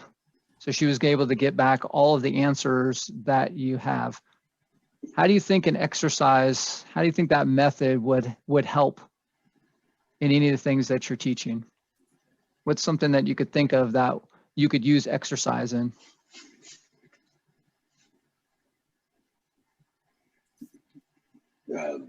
For me personally, it's one, it's an extension of what you want to accomplish, and you can take it back with you and learn from it and expound on it as necessary for yourself and for your club and your group. Okay. So if you introduced an exercise, do you think that exercise would strengthen the lesson that you were doing? For sure. Okay. For the members, and I have to stop thinking about it from my perspective as opposed to the group. So for them, if they've written it down, then they've put it in a context in which they can take from there and use in another environment. So I love that point. Does everybody always have the same answer when you're doing the debrief? No. I see a lot of shaking heads. Does that mean that when we're talking about it as a group, we're doing this exercise, that the rest of the group might be able to hear something that they say, hey, I never even thought about it that way? I mean, there's a lot of things that we're going to give in terms of an exercise that will really make it to where others are learning even more. So we talked about earlier about getting the experienced people in the room involved. And an exercise is one of those ways to do that, because an exercise gets everybody involved on what's going on. We had an icebreaker earlier. Each one of you spoke. Each one of you had to give a couple pieces of information. Now, for some of you, you knew who that person was, but now you know what it is that they're hoping to get out of it. And I heard a lot of people say, well, all of the above. And that's kind of what an exercise will provide to you. It gives you a lot of opportunity to be able to give back. And you'll see that the 4 bullets that are on the slide, the experience in a given situation, it shares the reaction, it generalizes the situation, and the participants are able to apply the principles. That's everything that we've been talking about. Can you think of other ways that an exercise or other situations where an exercise might be better than, say, role play? or maybe even better than lecture, because I know everybody loves the lecture part. Gives everybody a chance to participate and feed into and give their feedback to what's going on. And that way other people can learn from their experience. Yep, very much so. And think about that adult learning that we talked about earlier. So the adult learning, part of that was the adult with the experience that they have being part of the entire training, and how different that was, and how Jamie explained it about saying that the child doesn't really have the experience. So Selma has different experience in Toastmasters than I have, and Emily has different experience in Toastmasters than I have. So each of you brings something different to an exercise. Now we're all talking about the same thing, but you'll have a different perspective, and being able to share that with everyone is a perfect way. If we use exercises at our TLI, especially in the general session, not only just to break it up and to get some interaction, but really to facilitate whatever the subject is that we were just teaching. So we like to teach something and then provide an exercise to really cement it in your head, because I think it was Richard that mentioned earlier about being able to learn by doing. So an exercise gives you the ability to do, and role play also gives you the ability to do, but in a different way, because now you're practicing something in order to do it. I think of role playing in a more abstract way, because when you practice a sport, so if I'm a baseball player and I go to practice every day and I stand in the batting cage and I hit and I hit and I hit, well, that's a form of role play, because I'm practicing for what is to come next, me standing at the plate in a real game trying to hit that ball. I can use the same exercise of swinging the bat, keeping my eye on the ball, all those things that I learned. But because I've been in that batting cage maybe for hours, then I'm able to find out, well, okay, if I swing this way, it's going to go there. If I swing a different way, it's going to go there. If I stand this way, it's going to go there. And your role play is doing the same thing, just using words versus the actions that you're taking. All right. Are we ready for a break? All right, you got 10 minutes.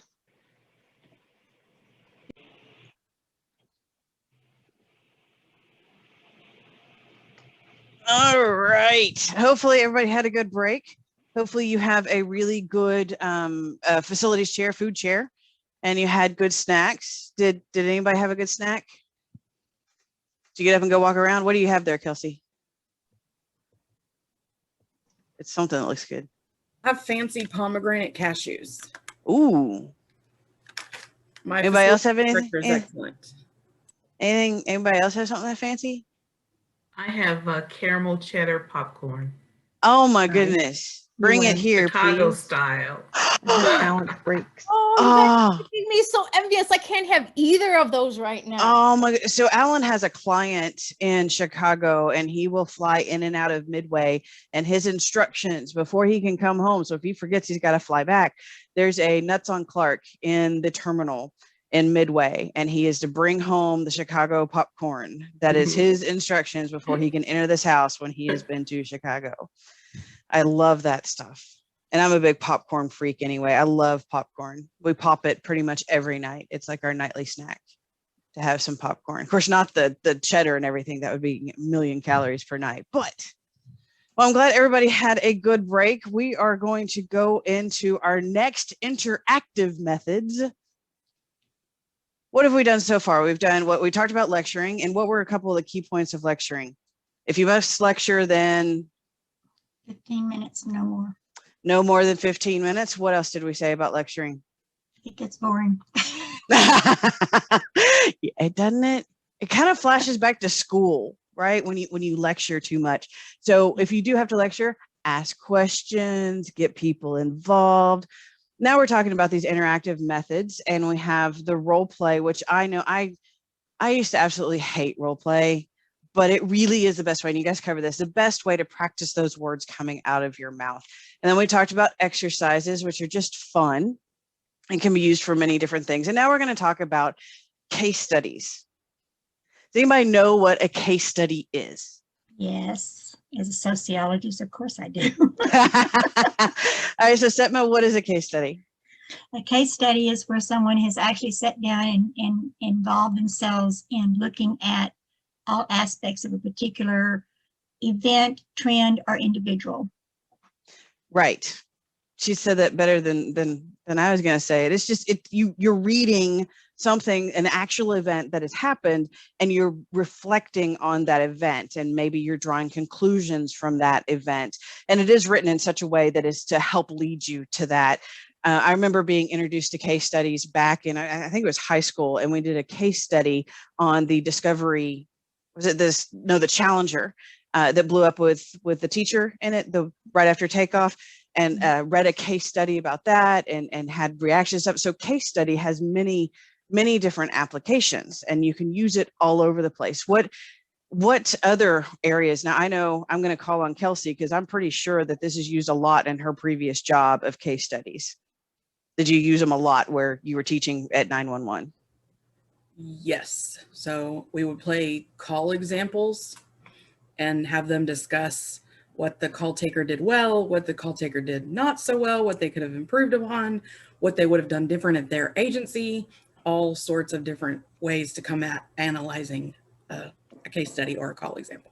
As I was prepping for today, I was like, I bet Kelsey used these all the time in 911 because you're looking at somebody else's example and you're able to look at it from the events already happened, it's past, but it's done what happened, and now we're just reflecting on it. So what are some other ways, maybe in Toastmasters, what are some ways we can use a case study? I've used a case study before in Toastmasters. Actually, so just this was in particular with training like area directors and division directors. Talked about particular case studies, like an example of where you come in and you've got a disagreement or something's happened. How do you go about, taking that? How do you go about doing that? So like another case study you could do is like, well, someone's not doing. How do you feel the responsibilities when someone's like a role's missing, and just discussing those different scenarios based on where you're going to be. Perfect. And thank you for continuing to speak as my cat laid on my keyboard and sent us all the way through the PowerPoint. That's what just happened just then. My cat laid on it, hit the space bar, and jump all the way through. And now Chris is forced with petting the cat because he's going to get attention one way or the other. Hopefully you guys see how case studies can be especially if something is a sticky situation. There is it actually has already been brought up today, but it was actually brought up as an example of role play. We talked about the terrible toasties. Well, for the people who are doing it, it's a role play, but for everybody else, the way we use it is a case study. Because we act out a meeting. For those of you that don't know what Terrible Toasties is, if you haven't seen it, you're missing it. It should be on Broadway soon. I'm just kidding. It's about a 5-10 minute skit that we walk through a Toastmasters meeting, and everything that could go wrong and be wrong is wrong. Like there's no agenda, people aren't paying attention, a guest isn't welcomed. That's the Terrible Toasties if you haven't seen it. But when we present it, it is a case study because we're presenting the information and then we reflect on what could they have done better, what improvements do they need to make. So guess what we're going to do now? We're going to do a case study. We're going to do a case study. So take a look in your workbook on page 11. Give you just a moment to get there. And I want some help reading this. I will read the first paragraph, but if I can get some people to raise their hands, and I'll just go down the raising of hands to help read the rest of it. And it's on page 11 in your workbook. And this is a case study. A Toastmaster is presenting a training program for new club officers. The program was scheduled to begin at 8 a.m. When the trainer arrived at 7:55 a.m. carrying a large cardboard box, the participants were already there talking and joking with one another. The trainer went to the front of the room and began to unpack the box and arrange the materials. He realized there was no data projector in the room, so he left the room to look for one, returning 10 minutes later with one in tow. Can I have somebody read the next paragraph, please? Nobody raise their hands.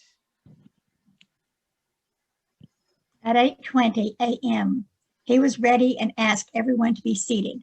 "Good morning," he began. "I'm glad you could all come today. I've been asked to tell you about your responsibilities and duties as club officers. Since we have only 2 hours, let's get started." Oh my goodness, 2 hours. All right, who would like to read next? All right, I'm off mute now. He stood behind the lectern and talked for 2 hours, constantly referring to his roles. And one point he showed a slide. "Excuse me," said one of the participants in the background of the room. "Could you read the slide? Can you read what the slide says? We can't see it from back here." Anyone else want to read, please? Oh, Cassie, please. Oh, you're muted, Cassie. There you go. When the trainer showed a slide with a complicated diagram on it, the people in the rear of the room had to walk up front to view it.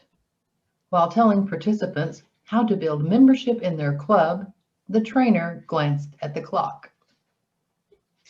Oh gosh, he exclaimed, "We're out of time. If you don't have any questions, you're free to go. Thank you for coming." Love it when people never pause for that. He turned off the data projector and began to pack his materials in the box. The participants quietly left the room. And scene. Y'all don't play along with me. I got to get better at my jokes. Got to get better at these jokes. All right, so this is our case study, and we just read it together. Nympha is going to send you guys to breakout rooms or invite you to breakout rooms. Well, here's the rundown of what we're going to do. You guys are going to get 5 minutes. We've already read it. So in the breakout rooms, you're going to get 5 minutes to discuss on page 11, the identify what the trainer could have done to make this session more effective. So you get 5 minutes, and then you're going to come back here and we're going to debrief from that. So Nympha, if you will please invite them to their breakout rooms, and see you guys. And we'll give you a minute warning. See you in 5 minutes. Solve all the, did you solve all the problems? Ah, world hunger, awesome. Did you solve all the world economy problems? Oh no, unfortunately. Absolutely. Absolutely, I love that. 5 more minutes. We need 2 more minutes, right? So we would have but now it's lost. Had we given you 5 more minutes to begin with, you could have the whole thing solved. But for right now. All right, so let's share some of this. Let's do a little debrief from your case study. What are some things that you came up with? How about Sandra, your group? What is something that your group came up with? Some things that we talked about is, number one, is the prep time. It is very critical to have prep time before you go to an event. And the reason why we said that, because it did not identify whether or not it was a large group or whether it was a small group. So we talked about the introduction, what we talked about, it was so very critical. So if it was a large group, then the prep time in advance would have been great. That is awesome. Hold on. I want to pull on that thread more. For the prep time, how much is adequate prep time? Anybody can answer this. Whatever it takes, whatever is needed. Over 30 minutes. 30 minutes, okay. 30 minutes or longer. 30 minutes or guy longer? apparently needed at least 25. Exactly. What would you base it on? How would you calculate how much prep time you need? Based on the audience, what you will be teaching or what you will be presenting. Okay, what you're teaching and presenting. Setma, you had your hand up? Well, first of all, there's some indicators in this particular case study that perhaps he was told he was going to have to be here and do this presentation. And so he didn't ask for exactly the skill levels, because Sandra brought that up, the skill levels. He didn't ask for whether or not the projector was there. He didn't feel very prepared himself, and that came across. And so he probably didn't have a lot of prep time on his own. But here's the thing, if you do have prep time, it takes anywhere between 2 to 3 hours minimum of just getting your information and your stuff together so that you're feeling more confident walking into a particular presentation. So I think that this person, and just by reading this, it gives me the indication, because he was told it may not have had a lot of prep time, maybe an hour, or maybe he don't, you know, that kind of thing. But he still could have asked those questions. Okay, so 2 to 3 hours, and I think that's a great gauge, and it all depends on the subject of what you're covering, of how much knowledge you already have on the subject. For prep time, that's good outside. But now we're talking about, we're there the day of the training. How much prep time do you need to set up your day, your training that day? So let's say I'm prepared, I have all my notes, I have all my stuff. What do you base that prep time on? Your familiarity with the room and the people. Okay, what else? That's good. What else? Familiar with the equipment. What about the equipment? Make Ding, sure ding, that- ding, ding, ding. What equipment are you going to be using, and how much time do you need to set it up? Right. Are you walking in with just a bunch of paper and you can throw it right in front, so you need 5-10 minutes to do that? Then that's one thing. If you are going to use a PowerPoint, you're going to have to connect to something you've never connected to before. Start giving yourself more and more time. Yeah, right. Chris came over today and he took over Alan's seat. So he got here an hour beforehand to make sure that he was set up, had everything connected, have the video working and all of that. So whatever you're going to use, start counting back the time of what time you need to arrive at the place. That's an excellent point. So no prep time. So give me another one. What else did you say that he needed to do? I think let me make sure I'm unmuted. I really like the fact that we talked about, being the first one in and the last one out. It seemed like just like we were talking about the prep, but ultimately, right, this guy was rushing out of the room. He didn't allow the opportunity to have the participants come up and speak to them, maybe even open up another dialogue or a question that they needed to have answered that maybe they didn't feel comfortable about asking in the group.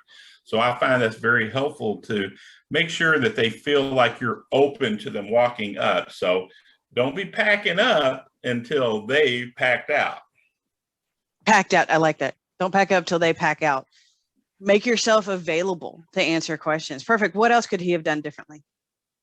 I think he could have made it more interactive. The way it read, it was a straight 2-hour lecture. He had no interactive communication or dialogue with the audience, and there was no break. 2 hours sitting in there listening to one guy, and you're going to lose him. Agreed. I don't know about you, but I'm actually impressed that there were still people in the seats when he had his back to them for 2 hours. Right. It probably had to be one of those classes they had to have. And we've covered today the things you can do to make that better. Setma? Well, one of the things that I noticed on here was the slide, and the slide was not able to be read unless they walked up to the front of the room. And I think that is one of the biggest problems people have when they're presenting any kind of information. They put too much information on their slide. And there's a book out called Slides for TEDx Presentations that I think is absolutely phenomenal. And it tells you how to do all this type of stuff. And I think that we all need to know how to do that, because you want to catch specific information on that slide, but not everything. And now, agreed. And this, just like Chris said, exactly. you want them to listen to you, not read the slide. Agreed. I was about to say, Chris just went over this earlier. There was for a long time, I'm pretty sure this has changed, but it used to be no more than 7 bullets, no more than 7 words per bullet. I personally think that's too much on a PowerPoint slide.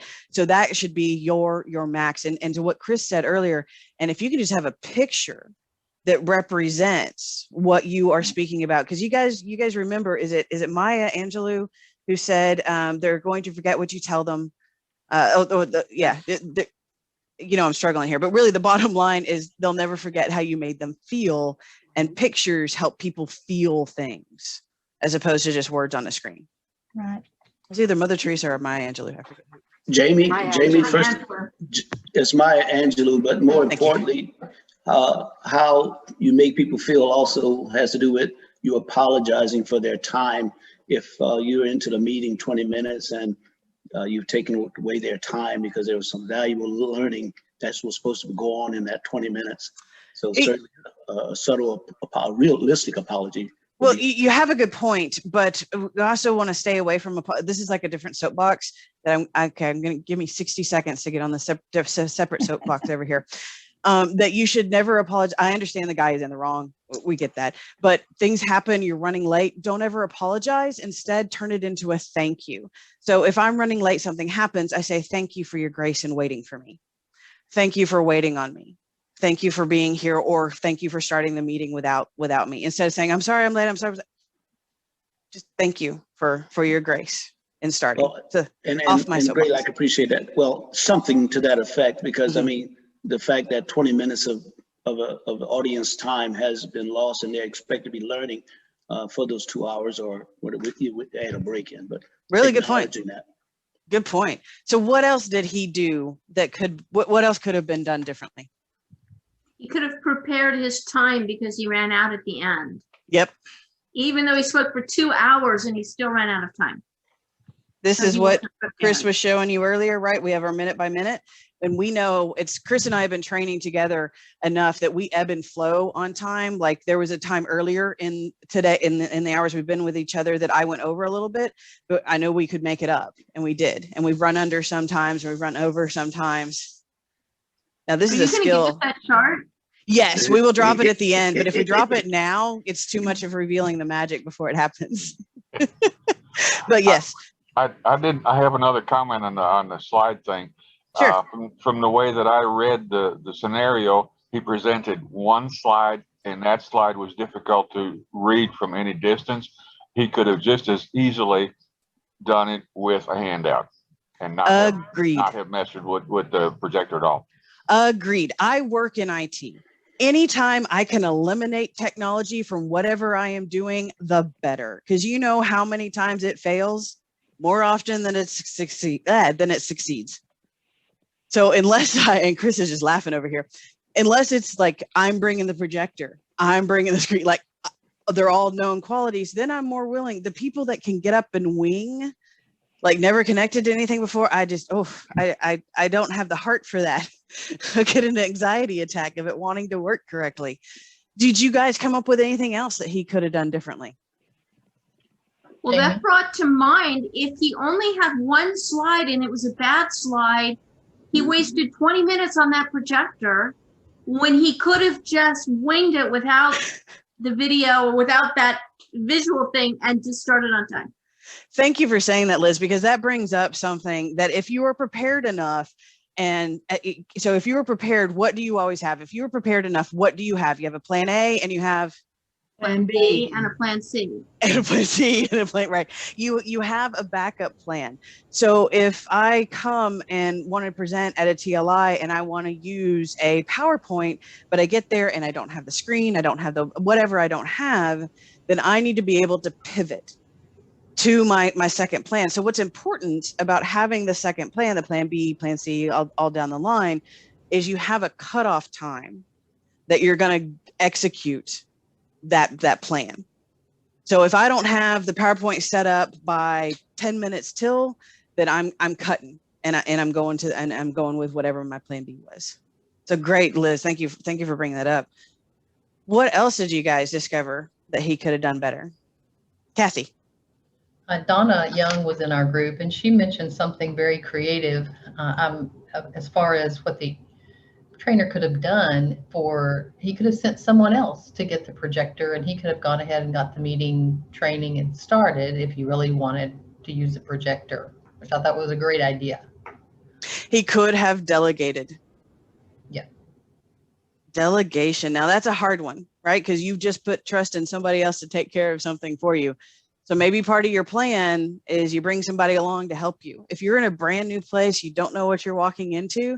Now, Zoom, I think, has made a bunch of us, okay, I'm going to use this word, and it's probably too harsh of a word, but I think Zoom has made us a little lazy in our preparation.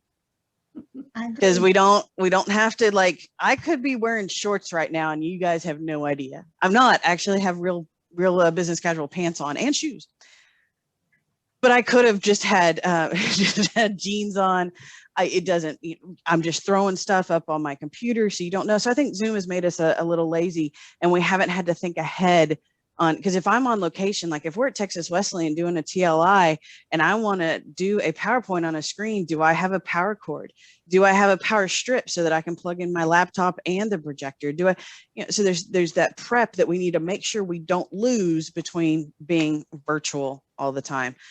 So do you guys see how you just walked through a case study, but you might have just learned a little bit more about facilitation?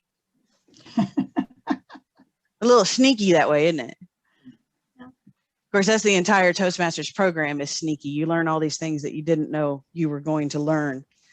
Let's move on to our next item of the interactive methods, and that is the demonstration. Demonstration is where I live my life because, like I said, I work in IT. And in IT, I am constantly demonstrating the way for people to do things, whether it's things in Zoom, to walk them through how to do it, or other programs, Microsoft programs, anything, any applications that are out there, we show them how to do it.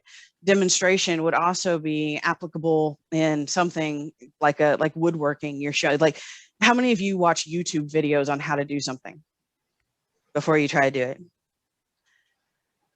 YouTube hasn't been around my entire life, and there are so many things that I have great stories about now that I did many years ago, like fixing my I fixed my washer. If there had, and this is washers back before they were all big computers. This is when they were the simple dumb machines, the washers. Had YouTube been available at that time, man, I could have had it done in 5 minutes. So now I just have really great stories. But anyway, those are our demonstrations. So in the Toastmasters world, where do you see demonstrations coming into the need? Evaluable. One more time, Wayne. I was going to say evaluations. So as you're giving an evaluation demonstrating how to give an evaluation. Yes, yeah, absolutely. Donna, you had your hand up. I use it for training new members. I send them 2 YouTube videos that are 3 minutes long and that model an expert or a beginner being an odd counter, an expert or a beginner being a grammarian. And it saves a lot of time training people. They love it. Perfect. Sandra? Base camp would be. Yes. Yes, our lovely, lovely base camp, walking people through base camp. What else? Faith, you have your hand up? I was gonna say, I don't know how many times I demonstrated how to close a project when Pathways just came out as like, okay, let's all get together and demonstrate. But even when you're mentoring, like part of that is like demonstrating how to do each role and taking a new member and letting them like kind of sit by you as you do it. And so you're demonstrating in that case. Perfect. There are a couple of how-tos or some tips and tricks of when you are presenting online and you are walking somebody through something. And this is off of the program. So this is not this is not part of the program, but this is what I have brought to the program. If you are, like I am, sharing my screen and you are seeing the workbook, this is the workbook that you have in front of you that you have been working through. And if I wanted to scroll through this document, how fun is that to look at? No. Right? I'm using the scroll on my mouse and that just sucks. Okay. There's no other way to say it. That just sucks. If you are presenting a document online, you need to make sure that one, you're using an actual mouse, which I am, and not the trackpad on your laptop. And you do that because with your mouse, you can more accurately control it. So I'm going to use my mouse to hit the slider bar, and then very specifically, because I can make it as slow or as fast as I want it, to walk through items. If you are looking for something in a document, like you're not quite sure where it is, if you keep doing this, you're going to make people sick. You're going to give them vertigo. So keep this in mind when you're demonstrating something, that you want it set up so that you can specifically walk through items. It's even better if you can just transfer it to slides, because then it's more static and you won't be now where did it go? Where did it go? Going up and down, trying to find items.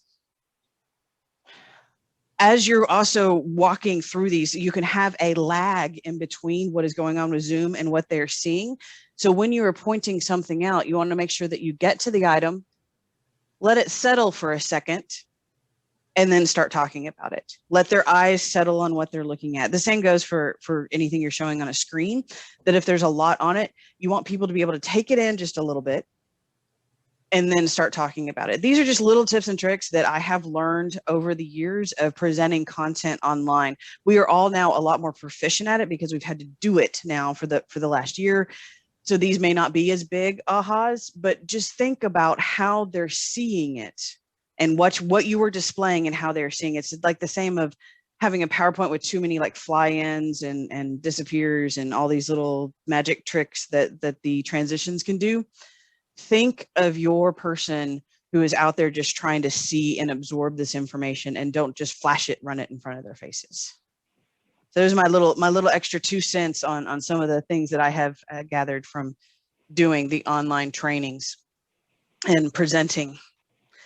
We are now moving into, oh, it's another exercise, but we're going to do this together. We're going to walk through an exercise together. Yay. I don't hear any yays. Yay. I'm still recovering from the screen moving. See, exactly. Yeah. Don't give people vertigo, right? We don't want people to have vertigo. All right. This is on workbook page 12, and this is creating a lesson plan. Now, here's a little secret. Well, it's maybe not a secret if you're keeping it up. We have skipped over some of the items in the workbook. So we don't actually have a lesson plan that we created before. So we are going to use workbook page 7 to help with the exercise on page 12. So page 7 has your training objectives written out, and page 12 is a really good reference when you're looking at creating your lesson plan. So we went through, we did the gap analysis, we created the difference in the lesson plan on the adult learning, and then we looked at training methods. So now we want to take those different training methods that we have learned and put it against what's on page 7. So if we are looking at variation in programming, the lesson, the page 7, what are some things that we could do? Just ignore that they have the 2 lectures and the lecture and the exercise down there. What are some things that you can do with those objectives? What do you think? What are some methods, some interactive methods you can use? So the objectives are to plan and prepare for meetings more effectively, 2, to develop an agenda, and 3, to list 5 common problems that throw meetings off track. So what are some things you can do for that training? You can ask people's ideas about the 5 common problems and write them down like you did with us. Yeah, so what problems have you guys seen? And start writing as they're doing it. Perfect. What else can you do? You can give them after you've talked about what's in a good agenda, have them give them a meeting scenario and have them create an agenda for that meeting. Perfect. So you can do that, or you can start with asking them what creates a good agenda to begin with,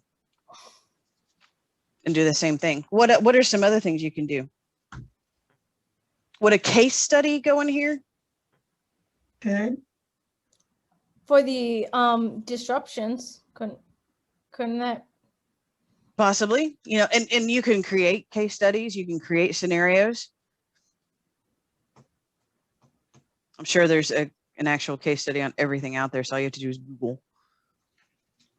What are some other things you could do? You could lecture, right? Y'all are so against lecturing. I know it. It's now going to be bad. No, there are times when you have to communicate information to people. So lecturing is a-okay. Lecturing is good, but just don't have your voice monotone. And yes. I like your speech. I like your speech because it's up and down, so it keeps me involved. It keeps me you know what I'm talking about. Mm-hmm. I am all over the place, and that is training from Toastmasters that put me all over the place. I did not used to speak this way.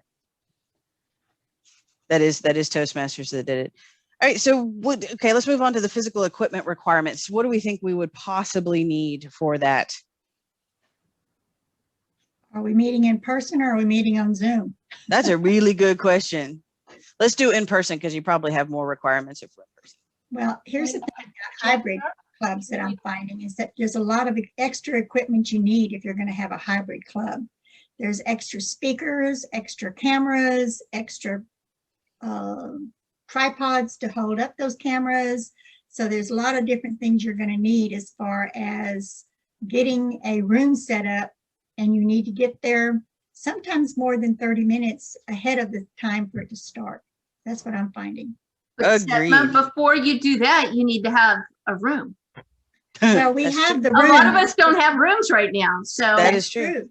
That's true. But, you know, some of us are still fortunate to have the room, and we have been fortunate to get back into it because we were banned from it for months, but just last month we got back in. So we're starting to try and learn how to set up a hybrid room, and we're finding all this equipment requirement that we need because we're not efficient enough at using laptops to see all the different things that we need to see. So we actually have to get cameras, and luckily different members have them, and so we're using them, but we're learning.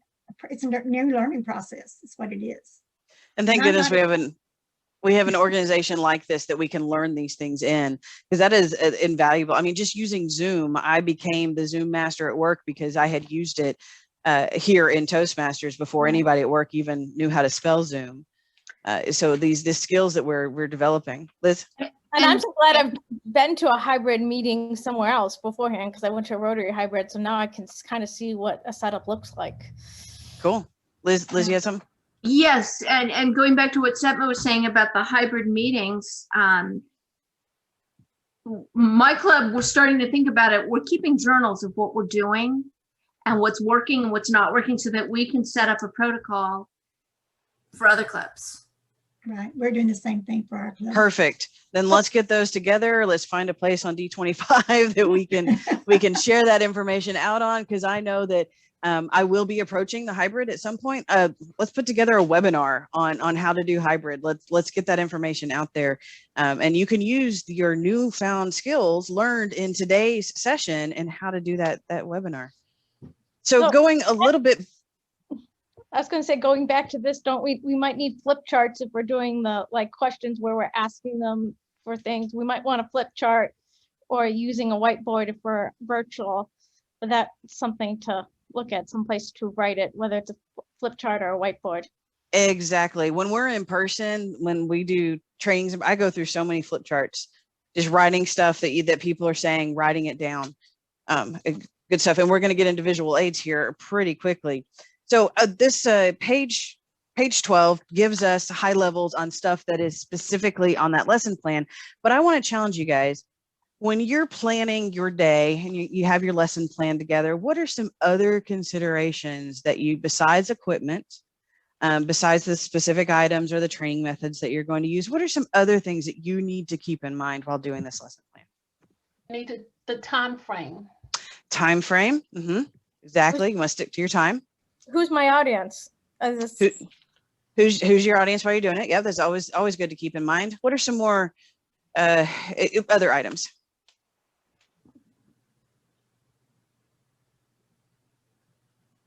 Your objectives, what you're trying to accomplish. So yeah, and that's built into this. I want you guys to think higher than this. I want you to think more than what's here on this page. What are some things you need to consider? Let me throw something out, if I may. A lot of times we are not the first person on the agenda. Sometimes we're like in the middle, and a class may have run over time, and it's not your fault, but certainly getting up to speed is important. So be aware sometimes a previous meeting might run over about 5-10 minutes sometimes, because the trainer prior to, which is to reflect on us, to be aware of how to manage our meetings so that they don't run over because you have someone coming up behind you.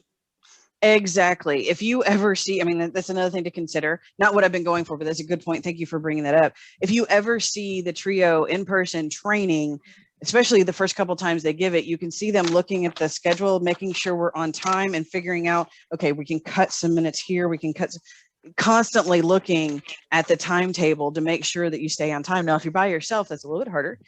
Maybe if you send people off to do an exercise, then you can do a quick regrouping on where you're going to redo time. But that's always a great thing to keep in mind is the time purely yours, or are you going to have to come after somebody? So what I was going for is in your agenda, do you have the ability to put in breaks? Yes. Do you have consideration for breaks? And anytime we do trainings, we always give a 10-minute break. When we're in person, we actually plan for 15 minutes because it takes extra to get people back. You're never going to get that exact time when you're in person. Online's a little bit easier to do, but in person, people scatter, like really scatter, and you got to bring them back into the fold when they do that. Something else to consider, depending on how involved you are on where you are presenting this training or where you're giving it, are you going to have snacks? Oh, yeah. Stella? And I was going to say the comfort of the room. A lot of times it's too cold or it's too hot. Yes, and know what you can do to influence that. Is it one of those, sorry, it's controlled, we can't do anything? Or do you have the ability to talk to a facilities manager to do something about the temperature in the room? And anything else? Restrooms? Yeah, restrooms. Where are they? Direct people to where they are and direct them back into the room. Something that we've done in trainings is realize that, and I like, people laugh at me when I call them this, but like there's a building we use at Texas Wesleyan that only has one seater, I call them one seaters, has one seater for the woman and one seater for the men. Your break, depending on how many people you have in there, might need to be a little bit longer to accommodate everybody being able to go through the restroom. So these are other things to keep in mind when you are developing your lesson plan to make sure that everything will flow. You have the biggest chance at success. Because if we get up and wing it, it might work, but if you plan for it, you have a better chance at success. And at this time, I'm going to turn it over to Chris to talk about these are techniques. We're going to learn about some techniques.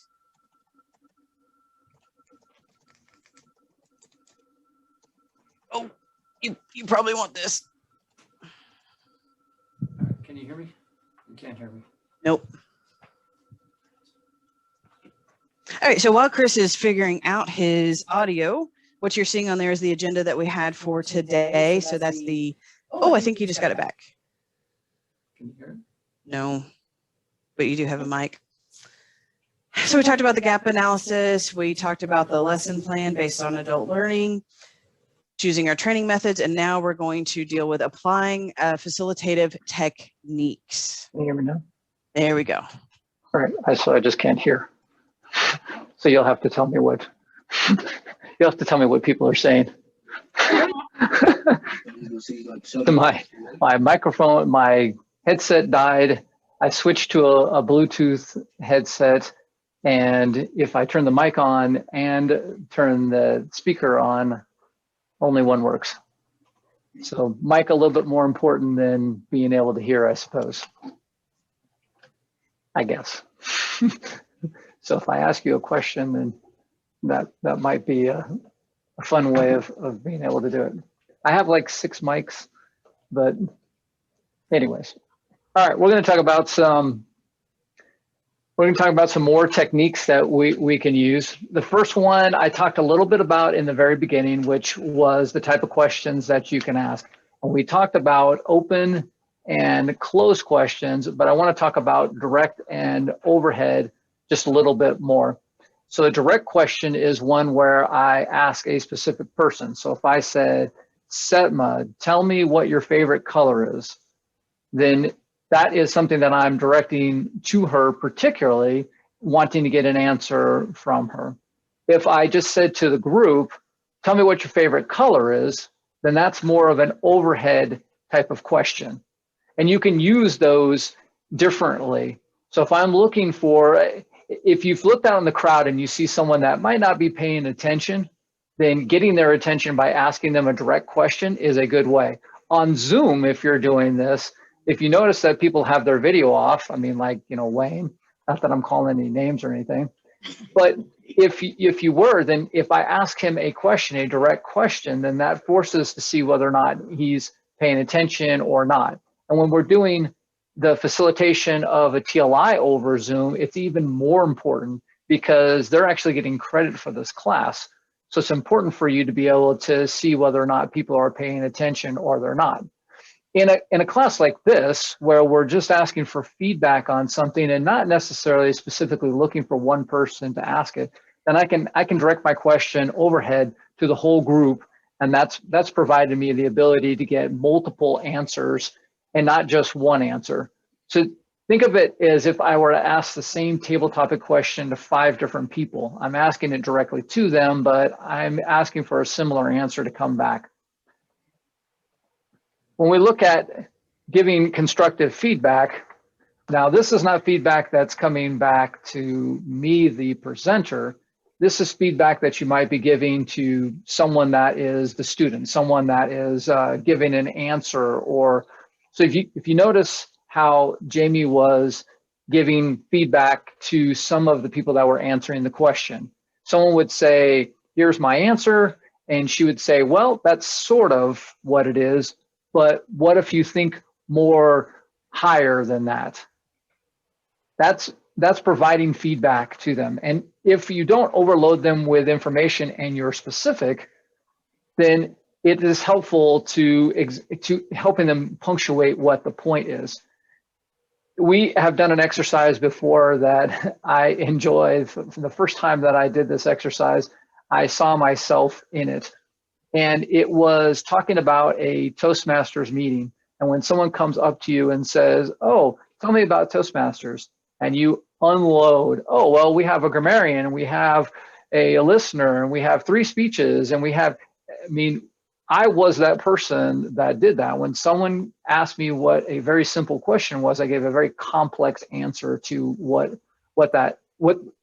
the situation was. So try not to overload them with information. And if you can be more specific, like what Jamie was doing, she was being very specific about where she was trying to direct you to get an answer. So it's helpful for her to then be able to pull that information back from you. If you wait, what happens with the information? I can't hear, but what are they saying? So if I didn't respond immediately, if I just glossed over what your point was, how would it help you punctuate what it is that I'm saying? Wouldn't. It It wouldn't, right? Exactly. I could read that. See, Seba, you happen to be the one person that's on my screen, so I could actually see what it is that you said. Yes, exactly. It wouldn't make the point at all. So it's very timely on how you have to give the information, give the feedback back.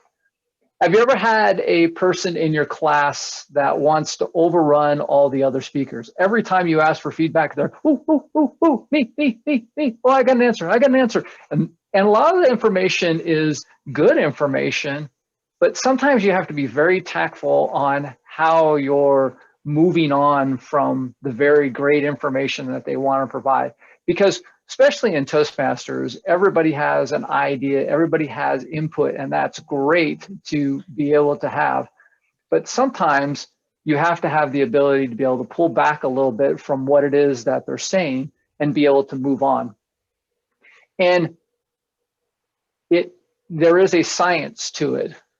If you'll notice that when they make a pause, a lot of times you can step in and very comfortably be able to shift what it is they're saying on to the next person.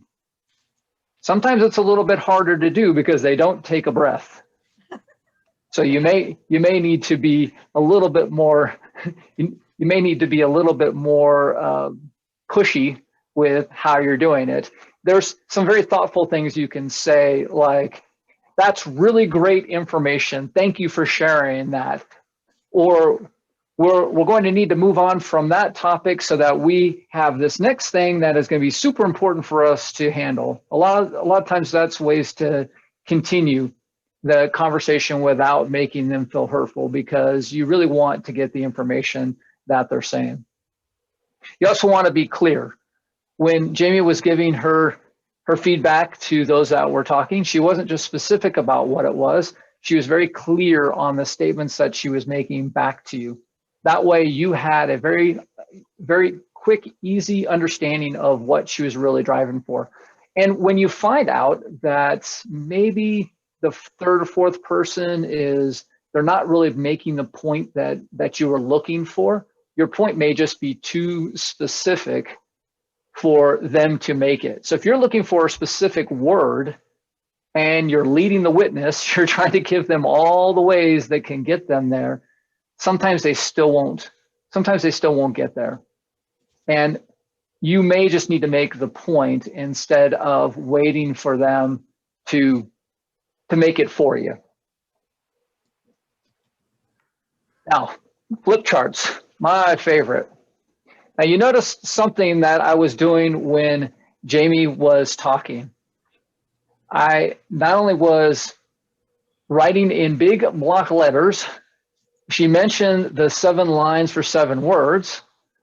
So I was summarizing what the topic was. I wasn't writing every single word that everybody said. I was summarizing what the topic was so that it could fit on there. And Jamie's doing a great example of what that is.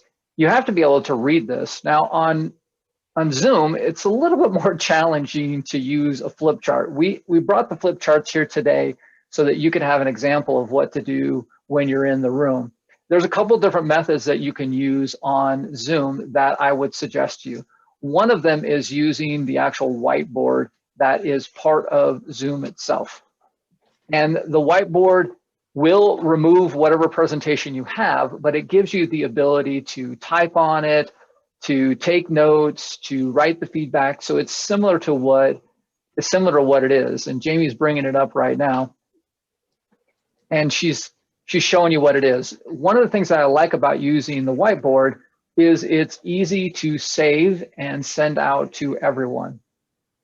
There's another method that we've been using quite a lot and you can do art on it as well. Another method that we've been using a lot that I think to me is a little bit more, I don't want to say easier to use than the whiteboard, but preserves the presentation the slide that you're using, and also gives you the ability to take notes. And Jamie is demonstrating for you right now. It's a very easy method for you to do. If you're using a Windows computer, if you hold down the Windows key and then use an arrow button, right or left, it will actually split your screen. So it'll give you whatever you push to the right-hand side, it'll give you options to use on the left-hand side. So in the scenario that Jamie's using right now, if I were to go back to the case study slide. So if I had words on this page, on this case study slide, that I wanted to show for, maybe it was whatever the exercise was that I wanted you to take notes on. So if I had a bunch of questions that were on the left-hand side, then you would still see the questions on the left-hand side, but then Jamie could take notes on the right-hand side and everybody was preserving it just like you were if you were using a flip chart. And then you can save these notes and you can drop them into the chat at the end of the session. It makes it a little bit easier than I think visually to be able to use. Now we've used this a lot and in our deck meetings and the district executive committee meetings, our trainings with our area directors and division directors. But this is something that you can use even during your TLIs, because you can bring the presentation up on one side and you can take notes on the other if you're having some sort of group discussion. And I think this makes it a lot easier. And she's showing some different methods on how you can maximize the presentation. Usually in a PowerPoint presentation, you are trying to view it in presentation mode, which is what Jamie has had this in the entire time. When you're splitting your screen like this, you can't keep it in the presentation mode. So you actually have to make it just as if the slides, you were creating the slides, which is what Jamie is showing on the left-hand side. And Jamie, if you can show them one more time how to do the split screen? Yes, how to do the split screen. Yeah, absolutely. So this is something that I've taught many people and I still teach them. I'm the hotkeys queen is what I like to refer to myself. So you have a Words document and it's just kind of hanging out here. And what I could do is push it over to the side, use my little arrows to make it the size I want. So you can do that. You can do that manual, but you can also on your keyboard, there is a Windows key icon that'll be down in the bottom row of your keys. And if you hit the Windows key and then one of the arrows, either left or right. So I hit Windows and the right key and it snapped that over to the right. And then for this one, it was off somewhere else and I did the same thing with it, but did Windows and the left arrow key. This should work on any of your windows to snap it to left and right. There's also some ability to drag and drop. Sundar, you had a question? What if you do not have a Windows key at the bottom? I have a keyboard. Are you on a Mac? No. There's a way to do it on the Mac too, but it has a button, I think, on the Mac. She's on a Windows keyboard, but it should have the Windows icon. It's just, it doesn't say Windows, it just has a Windows icon. No, I don't have that. I don't have that. I'll talk with you later. I don't have that on my keyboard. There should be, if you do a Google search and just Google how to split screen my screens and stuff, and it'll lead you through all the different hotkeys. Okay, thank you. You also have to, I think, be on how do Windows you 10 undo the too. split I don't think in some of the previous. Oh, versions. I've been doing it since Oh, XP. okay. Yeah. There was Jamie, another how do you question. undo the split screen? How do you do what? How do you undo split screen? Oh, just pick up. So from the top. So a couple of reasons. If you can see my mouse, so I Yeah. could make it bigger. So just by the regular buttons, I can make it smaller. I could just pick it up and Okay. drag it. Yeah. So it really, it's however you feel comfortable. There's lots of little hidden quick ways to do things. And like, I could spend 2 hours on just showing you little shortcuts on this stuff. Oh, I want to go to that seminar. Okay. I'll create it. All right, we're ready to. Yeah. Ready to go? Okay. All right, some of the other things I want to talk about on the flip charts. You notice that I was standing off to one side and not covering the entire page when I was trying to write. So I was actually standing to the side and I was writing so you could see what it was that I was writing. So it was a little bit easier to write that way. We had to do this. We actually set this up so that you could see what I was writing while Jamie was still in the frame and it wasn't covering up both of those things. So again, planning is a key part of this. The specific of writing on every other page is really more about whether or not your markers are going to bleed through.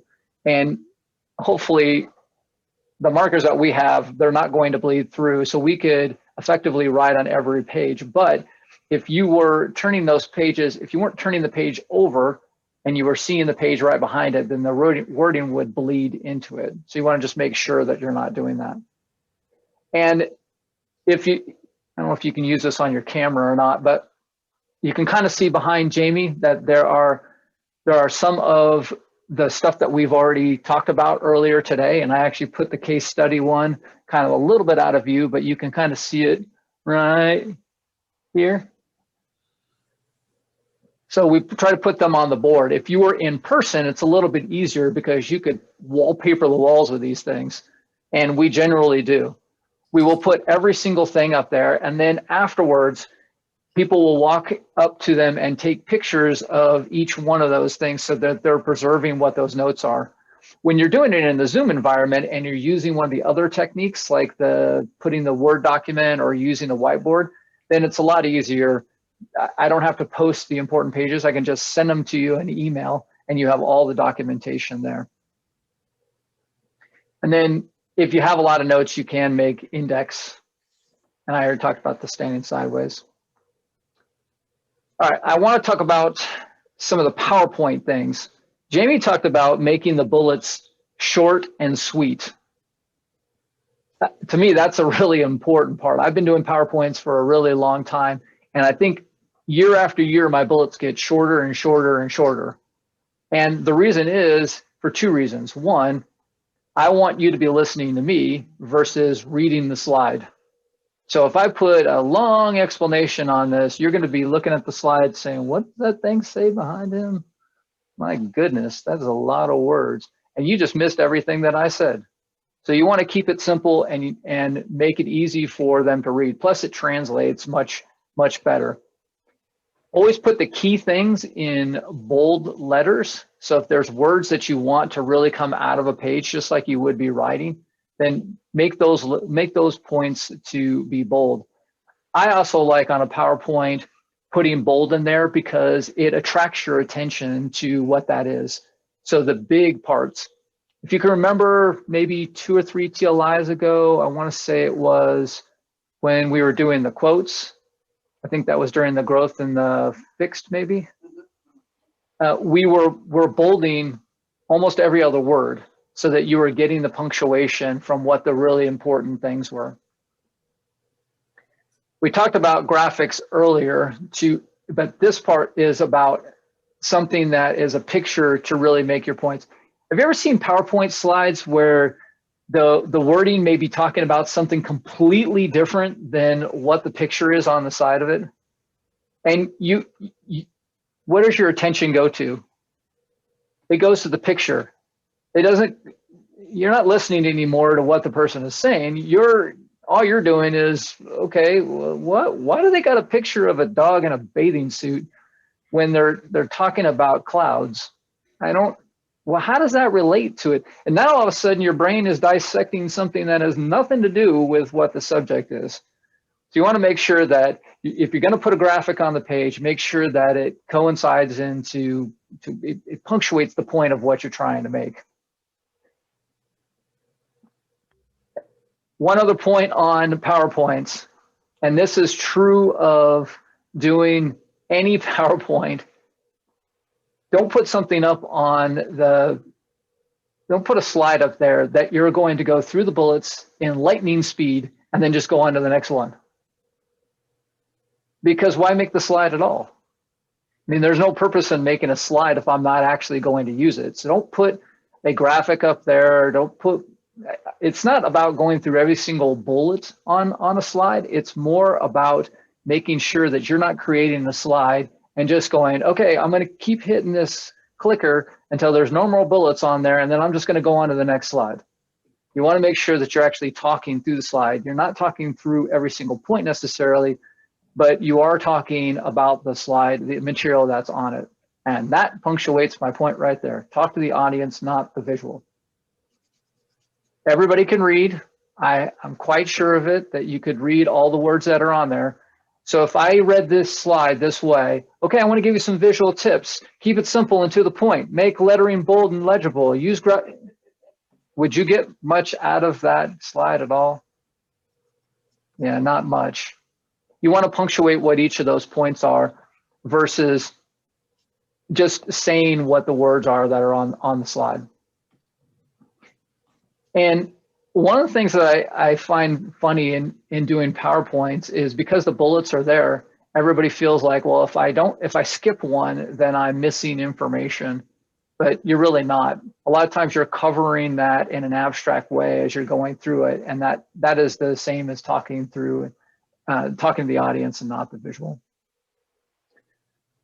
All right, we've come to that time again, and hopefully I might have one battery on my headset, 1 bar on my headset, and I'll be back to being able to hear what you're saying. So 10-minute break, go stretch.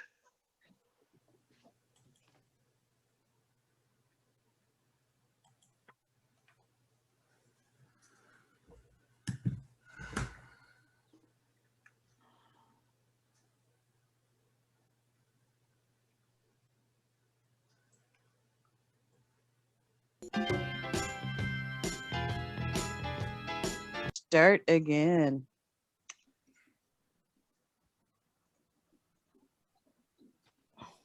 And of course, we have come to managing difficult behaviors. Dun, dun, dun. I'm actually very shocked that when we did our gap analysis of what were the items that you guys hope to learn out of today, really am surprised that managing difficult behaviors wasn't one of them. But that's also a good sign, which means maybe you're more comfortable about it, or maybe you haven't faced it. Or how do we feel? You guys are giving me nothing right now. How do we feel about difficult people? Do we know that it's an issue? Probably that it's a given. Have not really faced it. Behavior. All right. Haven't really faced it. Well, if you've trained mostly in Toastmasters, you're not going to face a lot of, well, I hope you are not going to face a lot of difficult behaviors. But difficult behaviors is not just those that are disruptive, not just those that are ill-willed. You can also have other difficult behaviors. Let's take a look at them. I'm just going to go ahead and build this slide out. And this is on your workbook page 16. You can look at the information that is there also as we are working through this. There are 4 distinctive types that we're going to talk about: the talkative, the silent, the crab, and the know-it-all. Let's dig deep into the psyche of each one of these people. I'm a big believer that if you do put yourself in their place, it's a lot easier to manage their behavior. And when we talk about managing behavior, we want to learn skills and techniques that are going to help keep you on your lesson plan. You want to be able to recognize these characteristics and help navigate through them to either get back on track or to get onto your next point. I want you guys to dismiss from your head the possibility of shutting these people down. Nobody wins in those scenarios. If you walk into managing a difficult behavior where your view is that you want to shut somebody down, you've already lost. That is not what we do. For these and for our facilitations, we learn how to deal with this so that we can keep moving forward with our lesson plan, and so that others get out of the training what they need to get out of it also. So let's look at these 4 and dive into their psyche, because like I said, I really do believe if you understand why people are a certain way, it's a lot easier to help navigate those waters. So when I talk about talkative people, give me some examples. Somebody give me some examples of the talkative, the ones that could disrupt your training. The one that wants to tell the story that's 30 minutes long. It's funny because it's true. Yes. Yes. And that can also be, for me as a facilitator, I know that I try to set an example of, all right, real briefly, tell me, or in a minute or so, tell me. Because we all know that people like to talk. What else is an attribute of a talkative person? The person who wants to answer every question, not letting other people participate. Exactly. And there are some people, I know I have been that one in the group, that they don't think anybody else is going to answer. And that's also on the facilitator too. If there's one person who, or even a couple people who keep answering all the questions for you, great that they're helping you out with that, but don't be afraid to call on somebody else. So a technique would be if, say, thank you for your feedback. Let me hear from somebody else and call on that specific person. This is why it's helpful. If we were in person, you guys would have made name tents. And here on Zoom, we asked at the very beginning that you put your first and last name so that we knew it and could call on you. That's one of the important reasons, because you may not know everybody in the room. And it's also okay not to know people's names, to call on them. It's okay to admit that you don't remember something. So what else is another characteristic of a talkative person? They sometimes interrupt. They do interrupt. So if somebody is interrupting, what is a suggestion? How do you deal with them? I want to hear from maybe some of our trainers that have dealt with the ever talkative person. What do you do? Sometimes I just thank them. I said, that's a great point. Now let's look at it from this angle, because I want to try to get it back to where I'm talking. So slight compliment with a redirect. That's a great way to think of it. Give a compliment. Recognize that you have heard them, because a lot of people just want to be heard. And if you recognize that they are heard, then you can move on. And some people just want to be helpful. Some people have a lot of knowledge on the subject and want to share it, but that knowledge may derail you into it may have you go in a different direction than you wanted to with your training. It doesn't mean it was wrong. It's just a different direction than what you wanted, than where you wanted to go. So what we've talked about to deal with talkative people is you recognize, maybe you wait, Chris talked about earlier, you wait for that pause or them to take a breath and say, great point, and then just keep moving on. So those are some techniques to deal with them. Our second one is the silent type. Now, this is the one, and Chris covered a little bit of this also, you really need to look out for. I noticed I don't remember what training I was in, but there were only a couple of people talking, and I finally called on someone who hadn't been talking. I asked a question, as I have been this whole time, proposed a question, and then said, what do you think of this, Eric? And Eric came on with the most pointy, was ready to speak, and had a great point. Had I not called on Eric, Eric would have never spoken up. So you run the risk of losing some people that that stay silent, but really want to share their ideas. And this is what I think of people who stay silent but have really good points to make. They want to be called on. People want an excuse. They want something to be able to blame for maybe their response not being the best. Let me walk you through that a little bit different. If Chris asked a question and I just answer that question, it is my fault for opening my mouth. So whatever came out of it, good, bad, or ugly, was my fault. But if Chris asks a question, then he calls on me. Well, what am I to do? He's calling on me. I'm going to give an answer. It's kind of like table topics, right? So get into the psyche of those silent people and help them. Now, you can also, we've all been around Toastmasters long enough that when you call on somebody to answer a question and you can tell when you've caught them and they're deer in the headlights, they're locked up, their anxiety, their heart rate is going through the roof, help them out. Because we don't want any gotchas. We don't want to put anybody on the spot on any of this. So when people are silent, try to get around to them. And when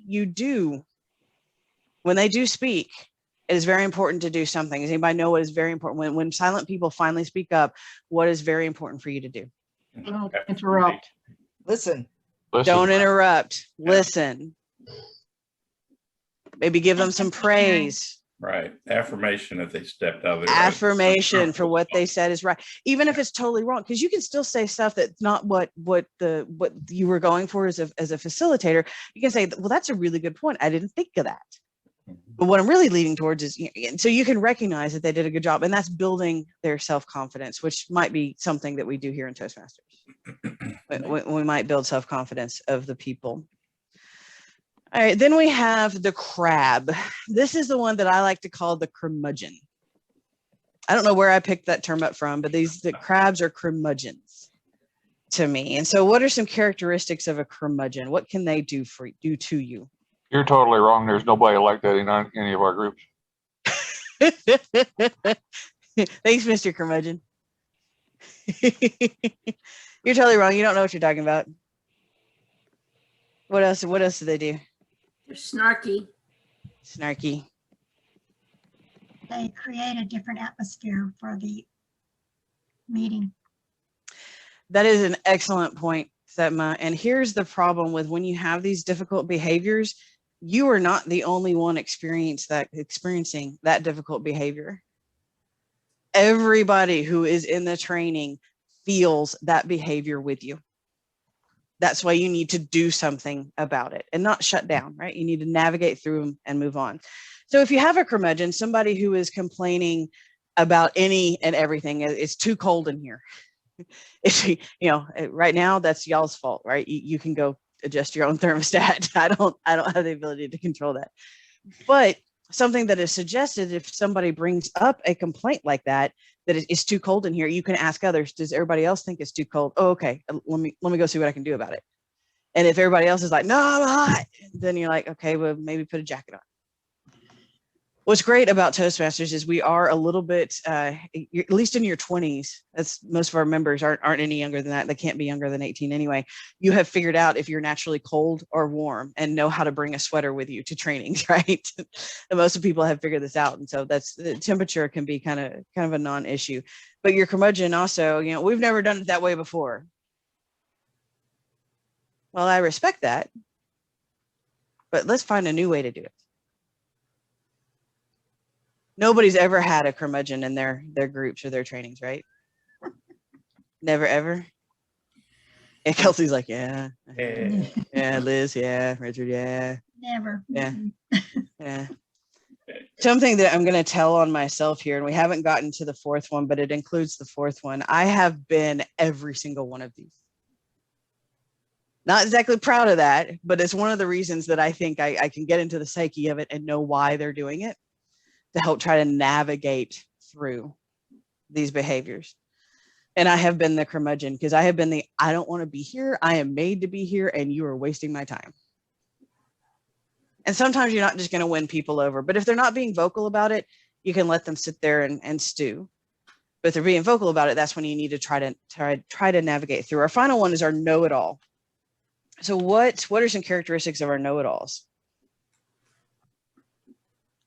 And Chris kind of touched on this one too.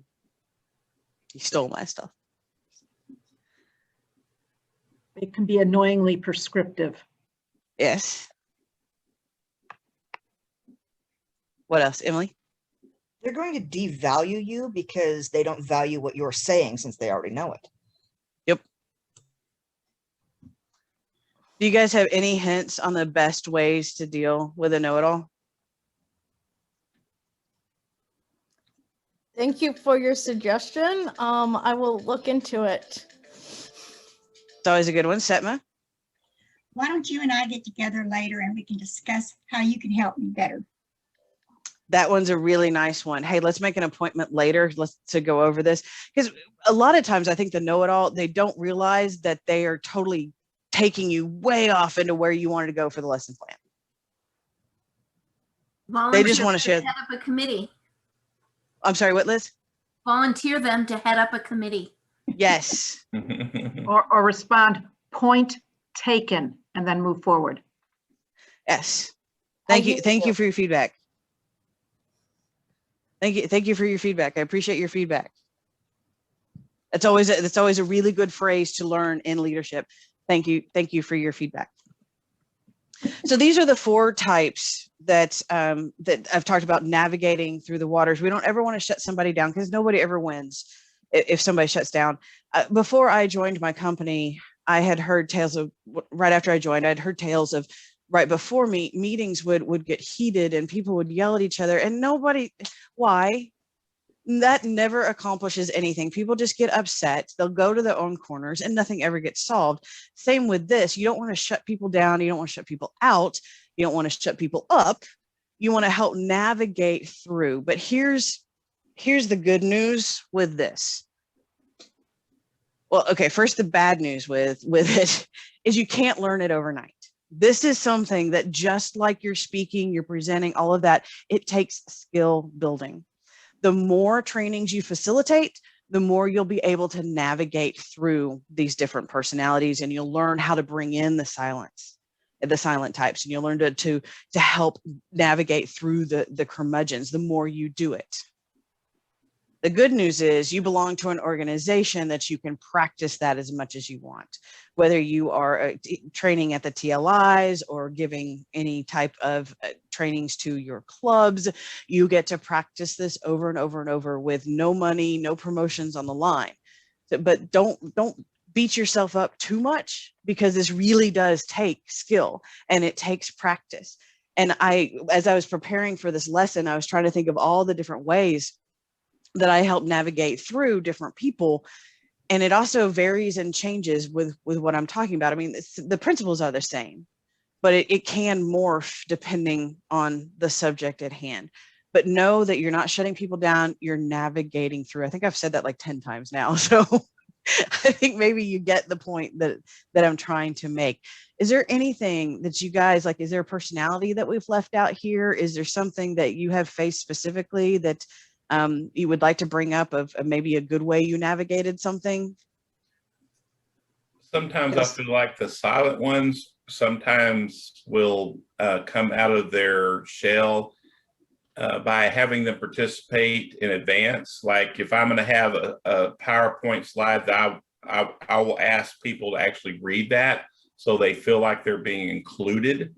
Because again, the people that are silent sometimes feel excluded. So I battle that by making sure that I kind of do a little round around of, your turn to read, and it gets people talking usually. Good. Kelsey, I thought you come off mute. You were going to say something. I like to set things up to succeed from the beginning. When I'm introducing myself and giving my credentials and all of that, I'm going to talk about how I'm here to facilitate this discussion, not just do all the talking, because that's going to get boring for you. So I will ask for participation, and I want to hear as many perspectives as possible. So then if somebody does monopolize the conversation later or is silent later, I can refer back to, I want to hear from as many different perspectives. And the way that I'm going to apply that specifically to Toastmasters is one of the reasons that I love having to go to officer training every election, even if I've already served in that position, is that there's different people there. And every time I hear new ideas that I hadn't heard before.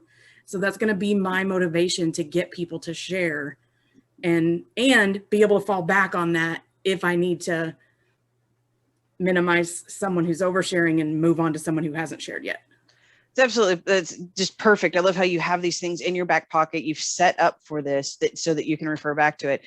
There is nothing wrong there's nothing wrong with having a script that you're saying at the beginning to make sure you cover all these things that you want to make sure that you've put out there and you've covered and you've said, oh, my internet's unstable. So hopefully I'm not breaking up too bad on you.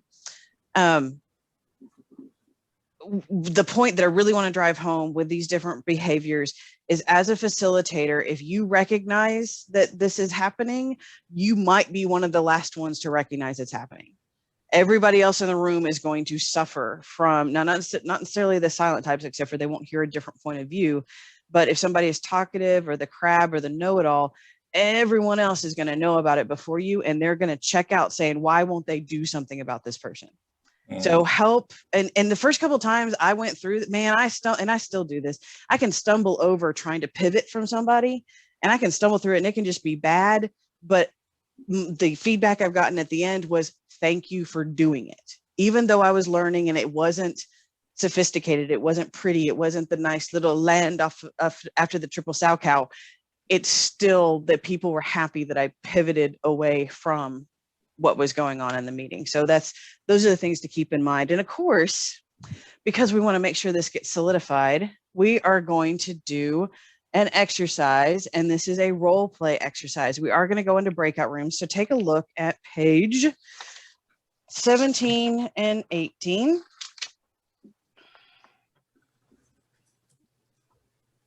You're going to be put in groups of 3.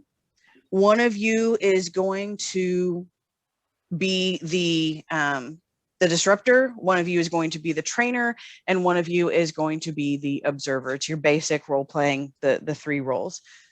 So one of you is the disruptor, one of you is a trainer, and then one of you is the observer. So the person who is the disruptive, take about 5 seconds and decide which disruption you're going to be.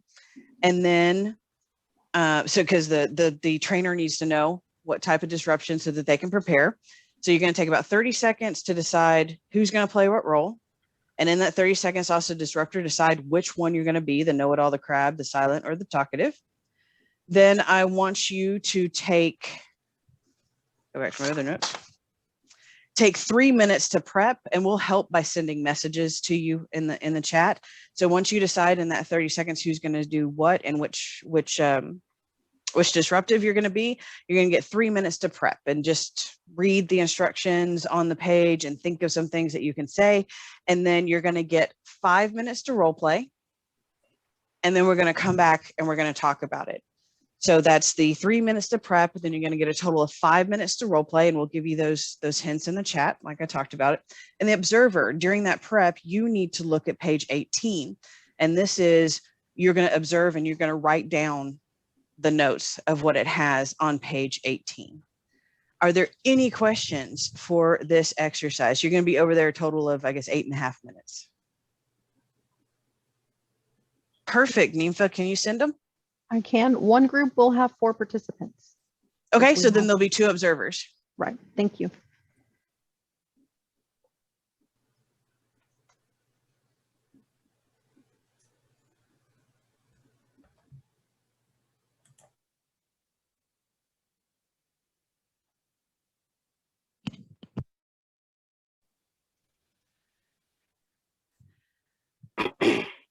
Welcome back. Welcome back. I feel like I should start singing Welcome Back, Cotter.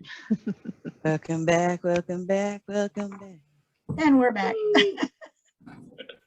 Hopefully that was a good role-playing session. I know that role-playing is not one of my favorites, but it is the best at practicing the words coming out of your mouths. All right, so I want to hear from our observers first.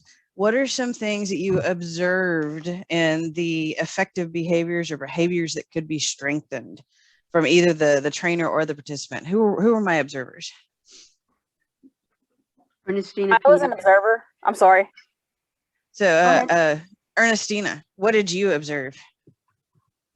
Well, I'm not sure if this is really good. That I can't really tell because I don't know these people that well. But the trainer, the speaker, in some points it was very, I'm not sure what the word is, not docile, but very not blunt. Passive? Not passive, and not demeaning, but kind of like you will a child, and just saying, oh, don't do that. Oh, yes, we need, and very kind. And that, I'm not sure if that's her character, but I'm not sure if I were a crab and I heard that, I would say, she's treating me like a child.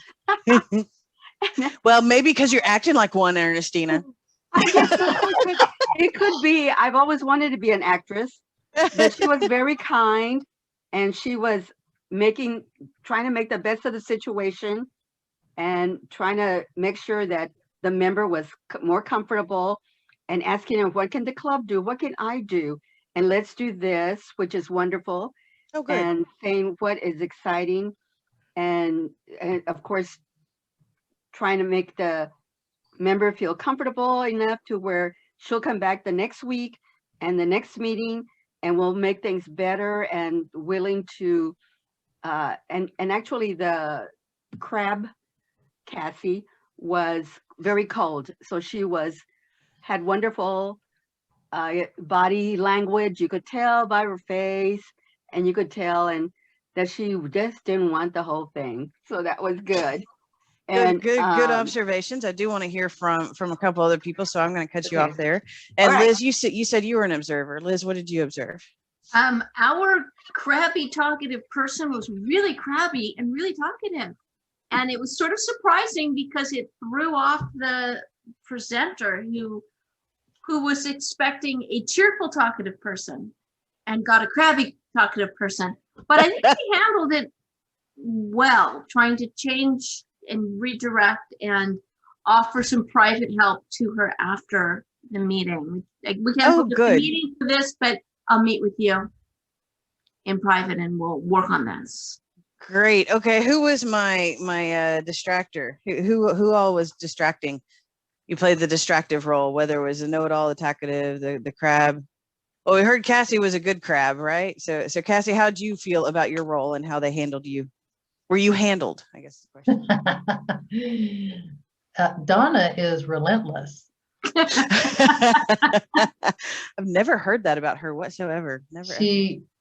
She was not going to lose this potential Toastmaster, no matter how crabby and cold in the meeting she was. She had a comeback for all of my objections. She had a solution for my objections and ideas. Nice. Nice. Who else played a disruptor? Sandra, what did you play? I was the crabby, talkative person, and she handled the role very, very well. And she kept, and it was Kelsey, who was the facilitator, and she handled the role well. She kept telling me, I will come back to you, and we're going to go to another attentive or participant to hear what they have to say. But she handled it well, and I just was very relentless. I kept telling her I was very crabby plus talkative. So she said she's never had that situation occur, and it was good, and it was fun. Yeah, we really do hope that these role plays that you walked through were really hyperbole, so totally blown out. of what you would actually experience. Because I can guarantee, even though I said I've been all 4 of those, not all 4 of those would actually come out of my mouth. I do want to hear from 1 or 2 of the trainers and how you pivoted around. So who was the trainer who had to navigate through these difficult waters? They're not willing to speak up. Donna, go ahead. Well, I find that this is my normal speaking voice, and when challenged, I go up here and I get breathy, and I think that's where it's treating somebody childlike. And it's like until Ernestina mentioned that, I didn't realize my voice register changed. But you know what that is? That's stress. Like I was feeling, like attacked. Like, what do you mean you can't talk? It's like, I never stopped talking. I can't believe anybody would just want to talk to me. But my whole voice register changed. Nice. Interesting. Yeah. That's something to look out for on yourself. Richard, you were a trainer too? Right. And I had the know-it-all as the combatant. And again, I think really what was important is that I acknowledged the situation. I acknowledged the fact that they had information they desperately wanted to share. And again, use acknowledgement, thank them for that information that ultimately adults learn in multiple different ways. And any avenue that we have to learn is worth taking a look at. Absolutely. So thank you guys. I think you guys, oh yeah, go ahead, Simon. Richard, I want you to tell them what your facial expression was. Nice. That's how you should just react to anybody who makes a comment anywhere during any of your trainings. Very, very nice. I really hope you guys, a couple of things happened here. So one, you got to practice the words coming out of your mouth, or you got to observe a scenario of this happening, hopefully in a hyperbolic way, a blown out of proportion way. But you also got to see how a role play can happen. Everything we've done today has had dual meanings. I hope that we have also demonstrated along the way everything that we're preaching, we're actually doing. So you get to feel, you guys are going this entire time as an exercise that you have gotten to feel and go through everything with us so that you know it better, you have it, you know what's going on. And we are now in the home stretch. The last part of the agenda is, so we did the gap analysis. If you want to do the next slide, Chris. I'm stealing some of what you're going to say, if it's on there. Okay, now try it. There we go. All right, we did the gap analysis to determine training objectives. We created a lesson plan based on the adult learning theory, which is just the adult learning. It just always blew my mind when I first learned it. We chose training methods. We talked about all these different methods to do that, applying the facilitative techniques, and we just did the role play to help maneuver through those difficult behaviors. And then finally, we are at the last item on our agenda that Chris is going to cover, and that's evaluate the program. And modern technology has me with a mic and something I can hear with, so voila, we might be able to be a little interactive. All right, evaluating. There's 3 pieces of the evaluation. Now, this is the evaluation that you would be giving to the students. So Nympha, if you will, please, can you paste the link for our evaluation in the chat now? Thank you. So this is an example. There's also an example on workbook page 19 that you can use. But I want to ask you a very simple question. What kind of questions would you ask to evaluate the program? So speak up. I want, well, one, you would ask, what's your key takeaway? Like, is there something that you learned that you're going to learn if they actually got something that they can actually put into play right away? Okay, so that's a different part of the evaluation, but that is one of the things that we would ask. On the program specifically, what would be something that would be asked? So what about, think of it in terms of objectives. Were they clearly stated? Okay, were they clearly stated? That's a good one. Were they met? What else? Were they met? Objectives met. Those are the 2 big ones. Were they clearly stated, and were they met? Now, what about the participants? What kind of questions would you ask them? I think this is where Faith Louise, where your comment comes in. Donna, I see you came off mute. Did they enjoy it? Did they enjoy it? Okay. What else could you ask? What else could you ask the participants? Did they learn anything? Did they learn anything? Or what did they learn? What was their favorite parts of this? Did they take away one or two things? That's one of the questions that we ask usually during one of our surveys, is to ask, are there certain points that you're taking away, and what do you do with that information? What about the presenter? What things would you ask about the presenter? Well, is the presenter knowledgeable of the topic? Perfect. Okay. What else? Was the presenter prepared? Okay. Were they visuals? Go ahead, Right. Kate. Were the visuals clear? Were the visuals clear? Okay. All right. So if you're thinking about this presentation today, would you identify with the speakers? So Jamie and I, were we prepared to speak today?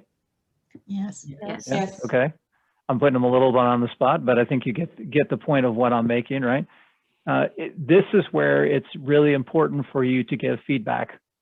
Now, I've been saying to Jamie quietly that I felt like I was missing some of my points, and those are things that I would expect to see in an evaluation come back, because the only way that we can get better, just like you know of any speech evaluation, this is the same thing. When we are doing our TLIs, we ask simple questions like these, because the more simple that you can be with the questions, the easier it is for you to be able to take that feedback and be able to do something with it. If you ask very complex questions where it takes an explanation for them to understand, hey, this is what I'm trying to actually ask you, then it's going to be very hard for them to answer it. And not only will it be very hard for them to answer it, but what kind of feedback are you going to actually get? And are you going to be able to do anything with it? When we use the club officer training evaluations to do a couple things.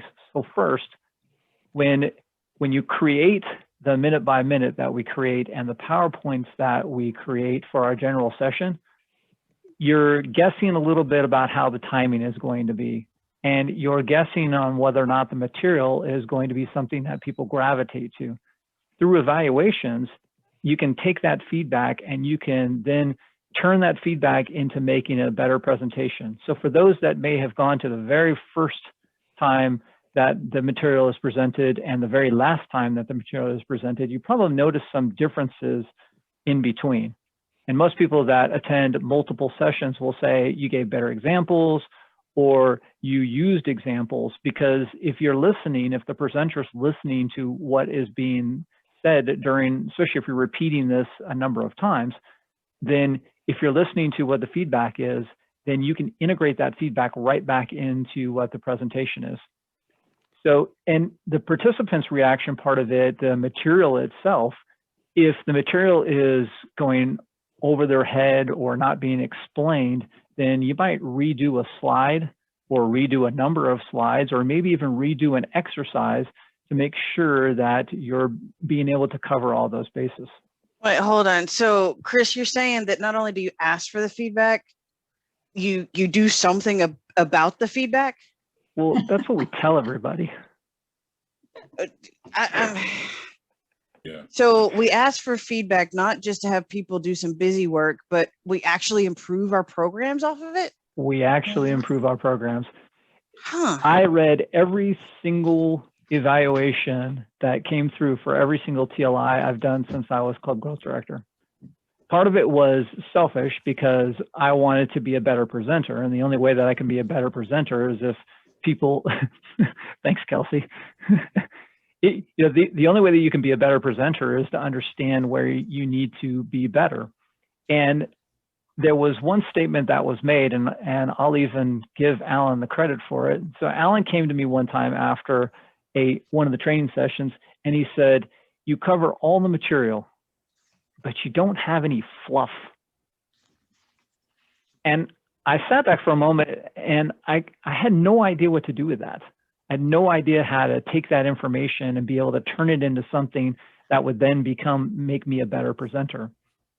What I realized is the fluff part of it was me getting out of my head as a presenter of, I've got to cover this bullet, then this bullet, then this bullet, then this bullet, then this bullet. it was very clinical the way that I approached doing training.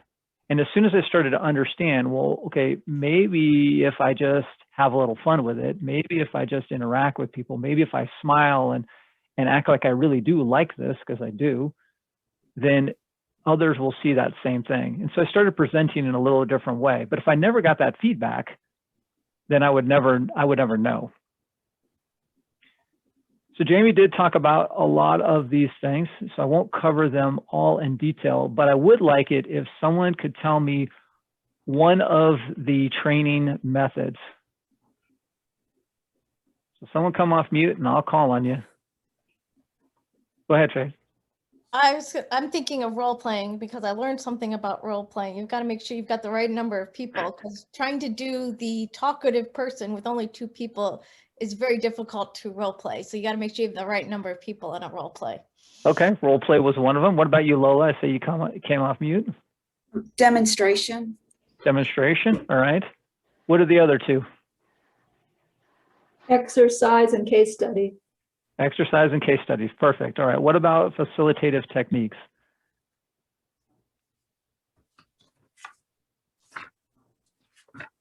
All right, come on, I know we know Asking what questions. All right, questions Direct is one of them. questions. Yeah. Yep. The breakout Questions. rooms would be help too. Say that again, Wayne. Breakout rooms. Okay, breakout rooms, yes, you can use the breakout rooms. What's something that we've been using this entire presentation that you're staring at right now? The PowerPoints, right?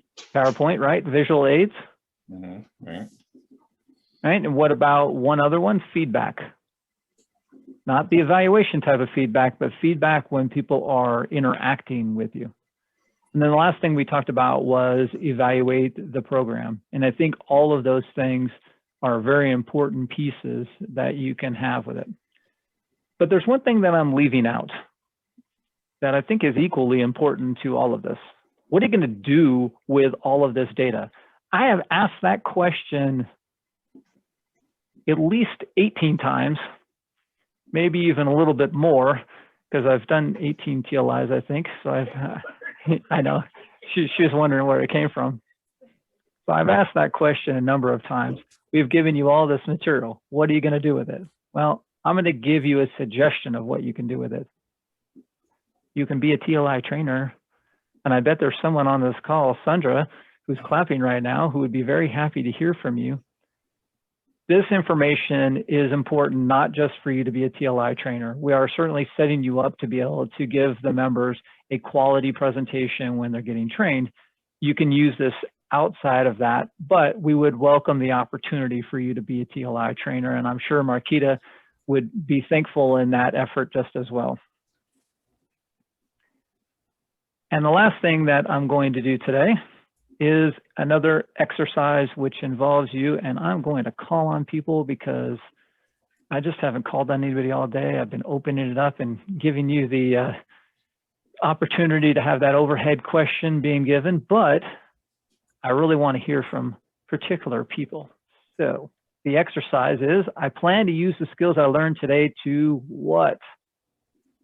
The first person I'm going to call on is Shooty.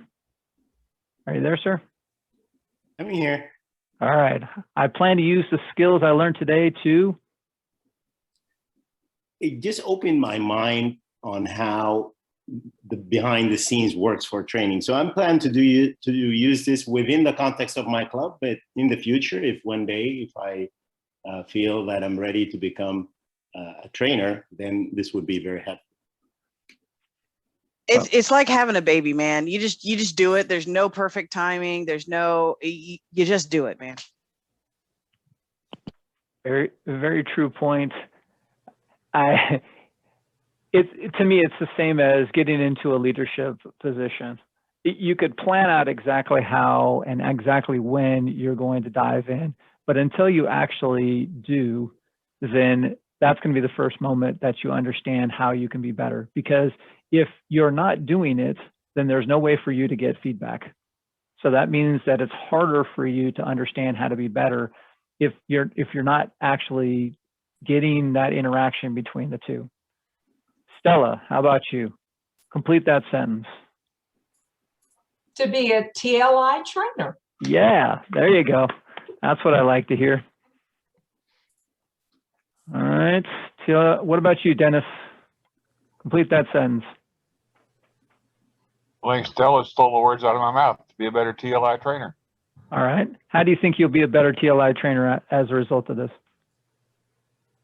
I think I can learn, we'll be able to be more familiar with the material and be able to present it in a little bit smoother fashion than I perhaps have in the past. Okay. All right. What about you, Cassie? I plan to use the skills I learned today to what? Help with training in my own club as a mentor. Okay, that's a good one. Possibly a TLI trainer. I'm sorry. I didn't hear that word possibly. I just heard TLI trainer. I didn't hear anything else. But what's this possibly word? There must be a definition of it somewhere. The definition, I'll pop it in the chat. All right. How about you, Richard?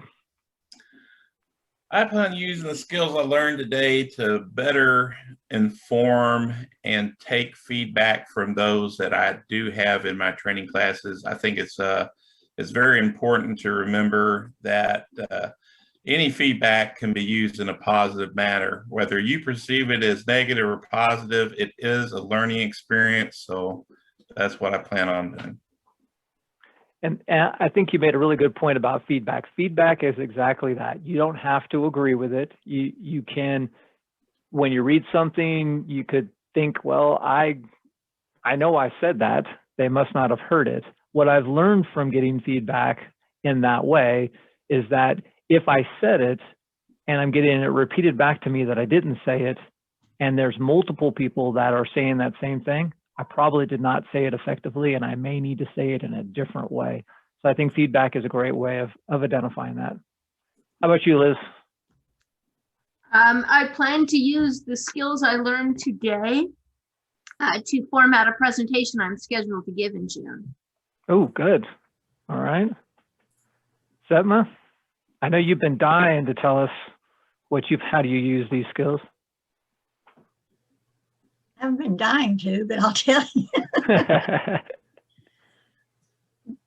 A lot of these skills I've kind of fallen through and just came upon them and learned them. But there are some here that I don't use and I probably could use, and that's role playing.